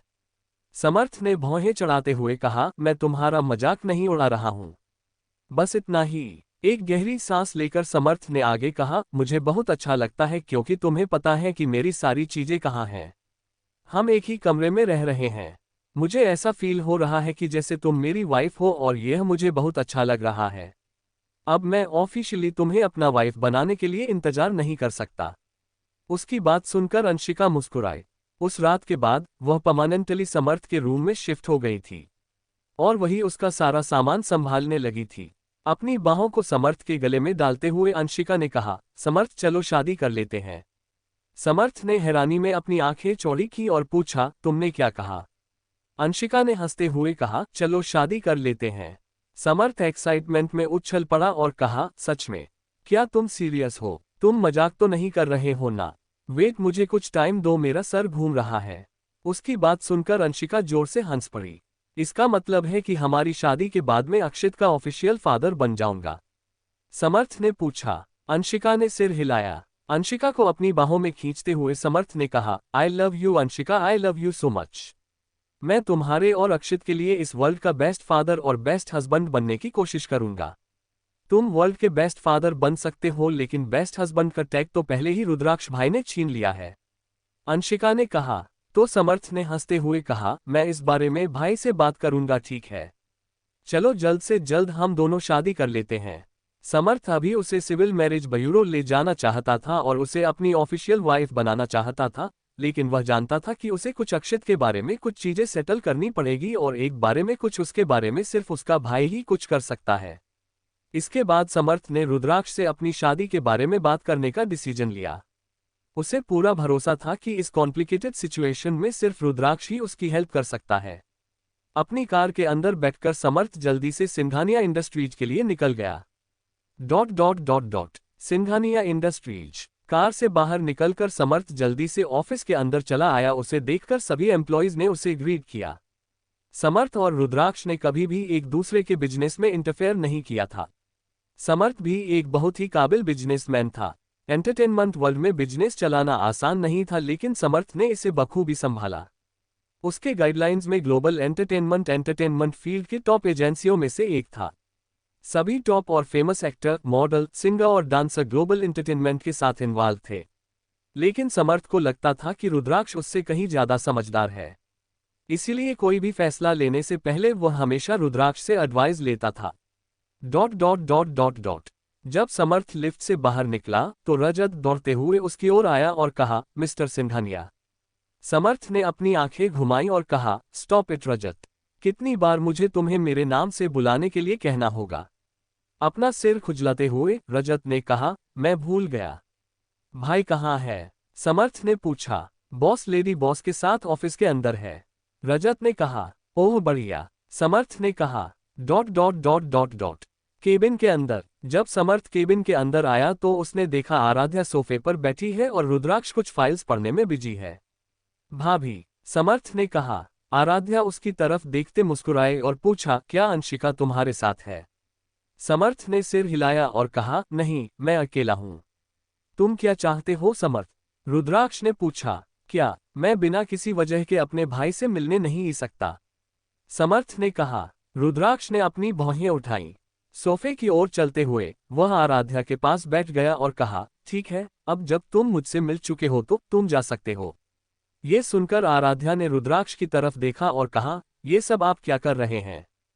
फिर समर्थ की ओर मुड़ते हुए उसने कहा, समर्थ आओ और हमारे साथ बैठो। समर्थ अपनी भाभी को देखकर मुस्कुराया। फिर सोफे पर बैठकर उसने कहा, अंशिका और मैंने शादी करने का फैसला कर लिया है। आराध्या ने अपने हाथों को एक साथ करके ताली बजाई और कहा, आह ये बहुत अच्छा है। तो तुम चाहते हो कि मैं इस बारे में तुम्हारी हेल्प करूं? रुद्राक्ष ने कहा। समर्थ ने सिर हिलाया। रुद्राक्ष ने मुस्कुराते हुए कहा, अगर तुम मेरी हेल्प चाहते हो तो तुम्हें अच्छे से पता है कि तुम्हें क्या करना है। समर्थ ने भौहें उठाए और कहा, भाई अब हम मैच्योर हो गए हैं। आप पहले से ही शादीशुदा हैं और मेरा एक बेटा भी है। क्या हमें अभी भी ऐसा करना चाहिए? रुद्राक्ष ने सिर हिलाया। आप दोनों किस बारे में बात कर रहे हैं? आराध्या ने पूछा। आराध्या की ओर इशारा करते हुए समर्थ ने कहा, भाभी भी मौजूद हैं। नहीं, मैं ऐसा नहीं कर सकता। कोई बात नहीं, तुम मेरी वाइफ के सामने ऐसे कर सकते हो। रुद्राक्ष ने कहा, क्या आप दोनों मुझे बताएंगे कि आप किस बारे में बात कर रहे हैं? आराध्या ने कहा, क्रमश च 69 अ न्यू लव स्टोरी। समर्थ ने भौहें चढ़ाते हुए कहा, जब हम छोटे थे तो मुझे कुछ करना था, अगर मुझे बड़े भाई से कुछ चाहिए। वह कुछ क्या है? आराध्या ने पूछा। समर्थ घुटनों के बल नीचे बैठ गया और उसने अपना सिर नीचे कर लिया और कहा, the great Rudraksh Singhania, please Anshika और अक्षित के मैटर में मेरी हेल्प कीजिए। सिर्फ आप जैसा सुपर हीरो ही मेरी हेल्प कर सकते हैं। प्लीज अपने इस नौकर की हेल्प करें। उसकी बात सुनकर आराध्या की हंसी फूट पड़ी। समर्थ ने उठकर कहा, देखो भाभी कैसे हंस रही है। अपनी हंसी को कंट्रोल करने की कोशिश करते हुए रुद्राक्ष ने कहा, ये काफी नहीं था, लेकिन क्योंकि तुम्हारी वजह से मेरी वाइफ के होठों पर स्माइल आए है तो मैं तुम्हारी हेल्प करूंगा। समर्थ ने अपनी आंखें घुमाई और पूछा, तो फिर मुझे क्या करना चाहिए? अपनी पीठ सीधी करते हुए रुद्राक्ष ने कहा, मैंने पहले ही अक्षित का नाम सिंघानिया फैमिली में जोड़ दिया है, इसीलिए वह अब सिंघानिया फैमिली का हिस्सा है। कुछ देर रुकते हुए उसने आगे कहा, मेरे पास एक प्लान है। ये सुनकर समर्थ की आंखें चमक उठीं। हम एक स्टेटमेंट पब्लिश करेंगे कि तुम्हारा और अंशिका का कुछ साल पहले रिलेशन था, लेकिन कुछ मिसअंडरस्टैंडिंग की वजह से तुम दोनों का ब्रेकअप हो गया। तुम दोनों के ब्रेकअप के बाद अंशिका ने इंडिया छोड़ दिया और तुम्हारे इन्फॉर्मेशन के बिना तुम्हारे बेटे को जन्म दिया। हम ये भी कहेंगे कि तुम कुछ दिन पहले ही अंशिका से पार्टी में मिले थे और उसी टाइम उसने तुम्हें अपने बेटे के बारे में बताया था। और तुम दोनों के बीच सब कुछ क्लियर होने के बाद तुमने डिसाइड किया कि तुम दोनों शादी करोगे और अपने बच्चे को एक फैमिली दोगे। रुद्राक्ष का प्लान सुनकर समर्थ ने सहमति में सिर हिलाया। आराध्या ने भी अपना सिर हिलाया और कहा, इस स्टेटमेंट में समर्थ ये भी कह सकता है कि वह इन सभी सालों की भरपाई करना चाहता है जब वह अंशिका और अपने बेटे के साथ नहीं था। वह अपने प्यार अंशिका और अपने प्यारे बेटे को अपने जिंदगी में वापस लाने के लिए भगवान का शुक्रगुजार है। वह हमेशा उन्हें खुश रखेगा और एक बेस्ट हस्बैंड और एक बेस्ट फादर बनने की पूरी कोशिश करेगा। उद्धरण चिन्ह, वह करो जो तुम्हारी भाभी कह रही है। अब बाहर निकलो, रुद्राक्ष ने कहा। सोफे से उठकर समर्थ ने कहा, थैंक यू भाई, मैं आपकी स्टेटमेंट रिलीज करने का इंतजार करूंगा और मैं अपना स्टेटमेंट भी रेडी रखूंगा। घर पर मिलते हैं समर्थ, आराध्या ने कहा। समर्थ ने सिर हिलाया और चला गया। मल्होत्रा हाउस। कीर्ति ने खुद को आईने में देखा और अपना बैग उठाकर अपने कमरे से बाहर निकल गई। जब सोफे पर बैठा सिद्धार्थ जो कुछ डॉक्यूमेंट्स पढ़ रहा था, जब उसने अपनी बहन को एक शर्ट ऑफ शोल्डर ड्रेस में ब्यूटीफुली ड्रेस अप देखा तो उसने सदमे में अपनी आंखें चौड़ी कर लीं। जल्दी से अपनी सीट से उठकर सिद्धार्थ ने पूछा, तुम अभी कहाँ जा रहे हो और किसके साथ? कीर्ति ने अपना थूक निगल लिया और कहा, मैं अपने ने फ्रेंड के साथ बाहर जा रही हूँ। भाई आप टेंशन मत कीजिए, मैं जल्दी ही वापस आ जाऊंगी। सिद्धार्थ को कुछ अजीब लगा, इसीलिए उसने अपनी आंखें सिकोड़ ली और पूछा, तुम्हारे नए फ्रेंड का नाम क्या है? आप ये क्यों जानना चाहते हैं? कीर्ति ने पूछा। क्योंकि मैं तुम्हारा भाई हूं और यह मेरी रिस्पॉन्सिबिलिटी है कि मैं उन लोगों की सारी इंफॉर्मेशन रखूं जिनके साथ तुम घूम रही हो, सिद्धार्थ ने कहा। दरअसल सिद्धार्थ ने कभी भी कीर्ति के किसी भी पर्सनल मैटर में इंटरफेयर नहीं किया था। युतांग ने कभी भी लिंग के निजी मामलों में दखल नहीं दिया।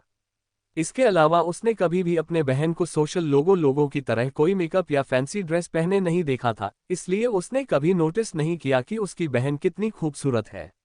लेकिन आज जब उसने अपनी बहन को देखा तो दंग रह गया। उसने महसूस किया कि वह ना कि सिर्फ खूबसूरत थी बल्कि उसका फिगर भी बहुत अच्छा था। इस एहसास के बाद सिद्धार्थ के अंदर का भय जाग गया और उसने कीर्ति के ऊपर तरह तरह के सवालों की बौछार करनी शुरू कर दी। भाई स्टॉप इट, आपको पता है मैंने कुछ भी गलत नहीं कर सकती, क्या आपको मुझ पर भरोसा नहीं है? कीर्ति ने कहा। सिद्धार्थ ने अपनी आंखें सिकोड़ ली और कहा, यह ड्रेस बहुत शर्ट है, तुम्हें ये चेंज करना होगा। ठीक है, मैं ये चेंज कर लेती हूँ, लेकिन उससे पहले मैं भाभी को कॉल करके बता दूंगी कि जो ड्रेस उन्होंने मेरे लिए सिलेक्ट की थी वह आपको अच्छी नहीं लगी। कीर्ति ने बैग से अपना फोन निकालते हुए कहा। सिद्धार्थ ने चौंक कर अपनी आंखें चौड़ी कर लीं। क्या वैशाली ने तुम्हारे लिए ड्रेस सेलेक्ट किया? कीर्ति ने सिर हिलाया। ठीक है, तुम एकदम सही लग रही हो। क्या तुम चाहते हो कि मैं तुम्हें छोड़ दूं? सिद्धार्थ ने पूछा। कोई जरूरत नहीं है भाई, मेरा फ्रेंड मुझे लेने आ रहा है, कीर्ति ने कहा। सिद्धार्थ ने अपनी आंखें सिकोड़ ली और सोचा कि असल में कीर्ति का ये न्यू फ्रेंड कौन है। मल्होत्रा मैंशन के बाहर एक लिमिटेड एडिशन स्पोर्ट्स कार खड़ी थी। जैसे ही कार के अंदर एक शख्स ने कीर्ति को देखा ने वह कार से नीचे उतर गया। अपने बाल और सूट को ठीक करके वह कीर्ति की ओर चलने लगा। कीर्ति की ओर अपना हाथ बढ़ाते हुए उसने कहा, you are looking very pretty Kirti. Kirti मुस्कुराए और कहा, you are also looking very pretty. उसकी बात सुनकर कुणाल ने हंसते हुए कहा, तुम्हें मुझे प्रीटी नहीं हैंडसम कहना चाहिए। तो कीर्ति ने हंसते हुए कहा, मैं हमेशा कहती हूँ कि तुम हैंडसम दिखते हो, इसलिए आज मैंने सोचा कि तुम्हें कुछ और कहूँ। एक बालों की लटे कीर्ति के कानों के पीछे करते हुए कुणाल ने कहा, चलो चले। उसकी इस हरकत पर कीर्ति शर्मा गई और सिर हिलाया। कार के अंदर, हम कहाँ जा रहे हैं? कीर्ति ने पूछा। कुणाल मुस्कुराया और कहा, तुम्हें पता चल जाएगा। जल्द ही कार एक रिजॉर्ट में घुस गई जिसे रेड और व्हाइट बैलून से और रेड रोज से खूबसूरती से सजाया गया था। कार रोककर कुणाल कार से नीचे उतर गया और एक जेंटलमैन की तरह कीर्ति के लिए कार का दरवाजा ओपन किया। फिर उसका हाथ पकड़कर कुणाल उसे अंदर ले आया। क्या तुम्हें ये जगह पसंद आई? कुणाल ने पूछा। I just love it. ठीक है, क्या किसी हेवन की तरह लग रहा है, कौन इसे पसंद नहीं करेगा? कीर्ति ने चारों तरफ देखते हुए कहा। चलो फिर कुछ खा लेते हैं, कुणाल ने कहा। कीर्ति ने सिर हिलाया और उसका पीछे चलने लगी। जैसे ही कीर्ति कुर्सी पर बैठ गई कुणाल उसके सामने आकर खड़ा हो गया। फिर अपने घुटनों के बल बैठकर कुणाल ने अपने पॉकेट से एक रोज निकाला और कहा, कीर्ति मैंने जिस दिन पहली बार तुम्हें पार्टी में देखा मुझे लगा तुम सबसे अलग हो और मुझे ये बहुत अच्छा लगा। उस दिन के बाद कोई भी ऐसा पल नहीं था जिस पल में मैंने तुम्हारे बारे में नहीं सोचा। मुझे एहसास हुआ कि तुम मेरी जिंदगी में का एक बहुत इंपॉर्टेंट हिस्सा बन गए हो और मेरे दिल में तुम्हारे लिए फीलिंग्स है। तुमने मेरे दिल और दिमाग में पूरी तरह से कब्जा कर लिया है। आई लव यू कीर्ति। फिर एक गहरी सांस लेकर उसने आगे कहा, मुझे नहीं पता कि तुम भी मेरे लिए वही महसूस करती हो या नहीं, लेकिन अगर तुम्हारे दिल में मेरे लिए कोई भी फीलिंग्स नहीं है तो भी मुझे कोई प्रॉब्लम नहीं है। मुझे बस अपनी फीलिंग तुम्हारे सामने कन्फेस करनी थी, क्योंकि मैं जानना चाहता था कि तुम भी मेरे लिए वही फील करती हो या नहीं। अगर तुम मेरे लिए वही फील करती हो तो मैं हमारे इस रिलेशन को एक मौका देना चाहता था। So Kirti you will be become my girlfriend. ये सब सुनकर कीर्ति की आंखों में आंसू आ गए थे। उसने कभी नहीं सोचा था कि कुणाल के दिल में भी वही फीलिंग्स होगी जो उसके दिल में है। उसकी बातें बहुत ही हार्ट टचिंग थी। वह बहुत कुछ कहना चाहती थी। वह कहना चाहती थी कि वह भी उससे प्यार करती है, लेकिन जैसे सारे शब्द उसके गले में फंस गए थे। उसने किसी तरह से वह रोज अपने हाथों में लिया और अपने सिर हाँ में हिला दिया। उसकी हाँ सुनकर कुणाल ने उसे अपनी बाहों खींच लिया। क्रमश हेलो फ्रेंड्स हैंड वेविंग। क्योंकि मैंने बताया था कि मेरे एग्जाम चल रहा है, इसीलिए मैं ज्यादा बड़ा पार्ट अपलोड नहीं कर पा रही हूँ। आप सब बताइए कि आज का पार्ट कैसा लगा। Smile smile smile smile smile smile smile smile smile smile smile smile smile smile smile smile smile. Okay bye hand waving. 70 special night. एक महीने बाद। इस एक महीने के अंदर बहुत सारी चीजें हुई। जब सिंघानिया इंडस्ट्रीज ने समर्थ, अंशिका और अक्षित के रिलेशन के बारे में स्टेटमेंट रिलीज किया तो पब्लिक ने बहुत ही पॉजिटिव रिएक्शन दिया और समर्थ के स्टेटमेंट को रिलीज करने के बाद सारे नेटिजन्स ने उसका सपोर्ट किया। अगले ही दिन समर्थ और अंशिका ने रजिस्ट्री मैरिज कर लिया। जब समर्थ ने अक्षित का बर्थ सर्टिफिकेट देखा जहां पर फादर का नेम नहीं दिया गया था, तो उसने एक नया बर्थ सर्टिफिकेट बनाया जहां पर समर्थ का नाम अक्षित के फादर के रूप में था। और जब समर्थ ने वह बर्थ सर्टिफिकेट अंशिका को दिया तो उसकी आंखों में आंसू आ गए।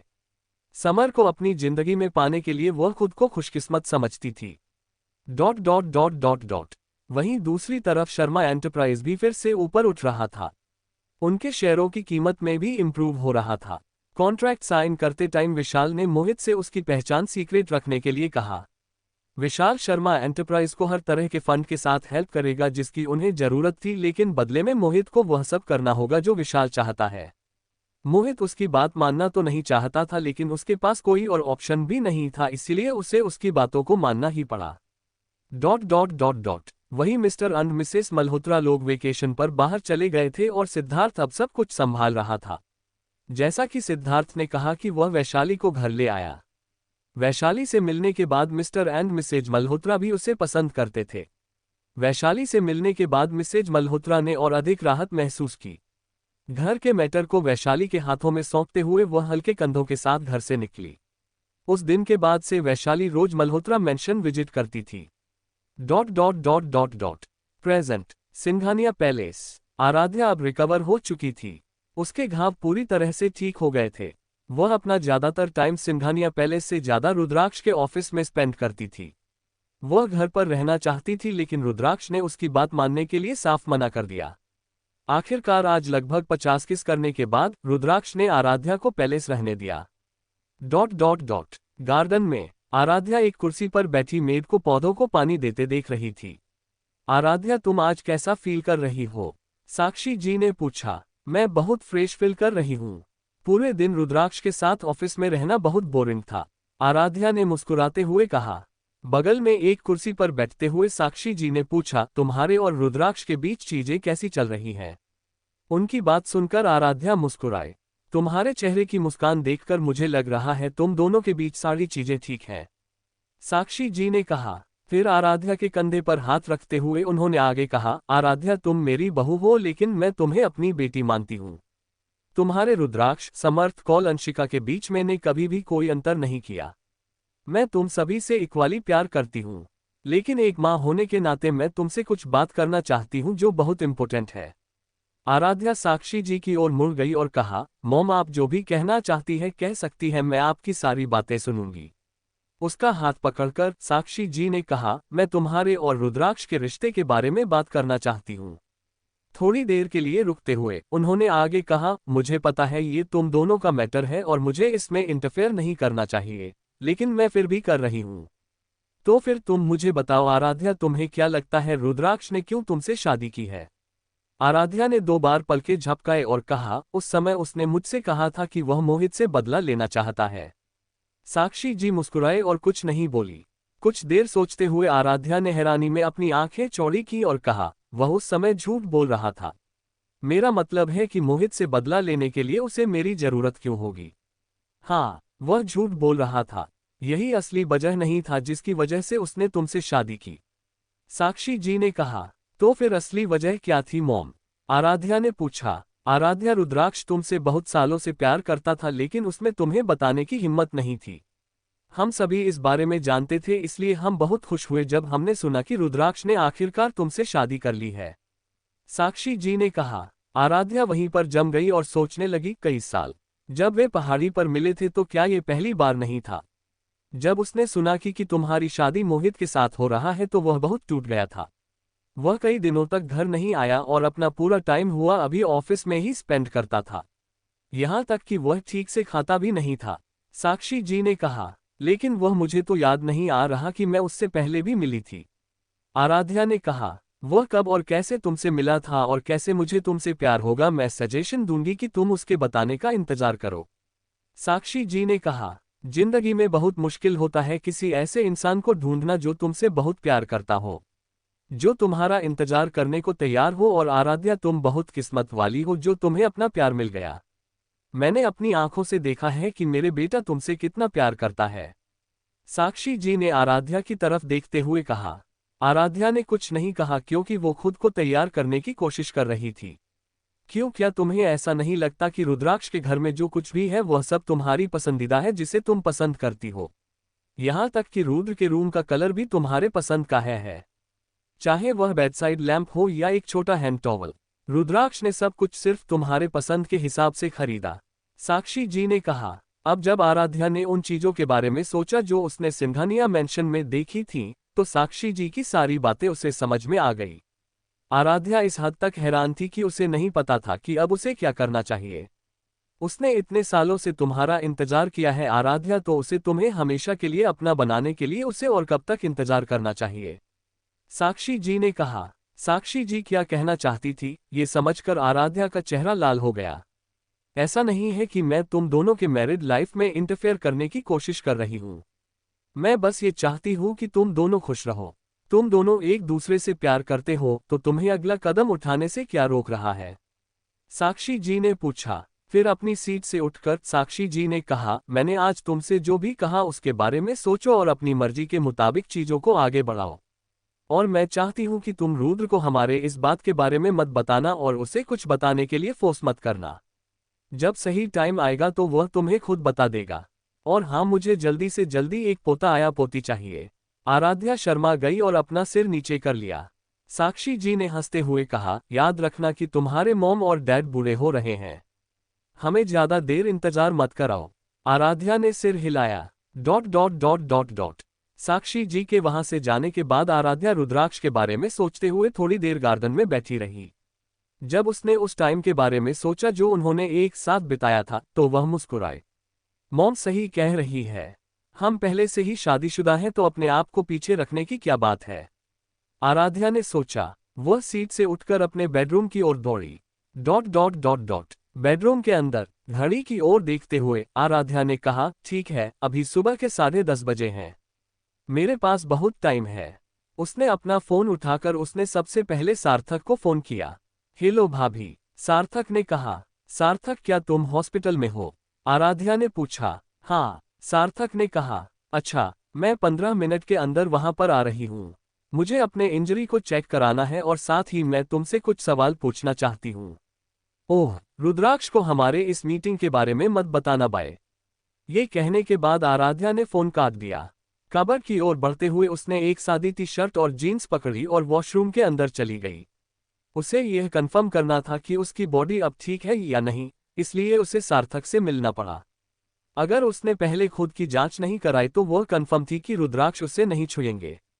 जल्दी से अपने कपड़े बदलते हुए आराध्या पैलेस से बाहर निकली।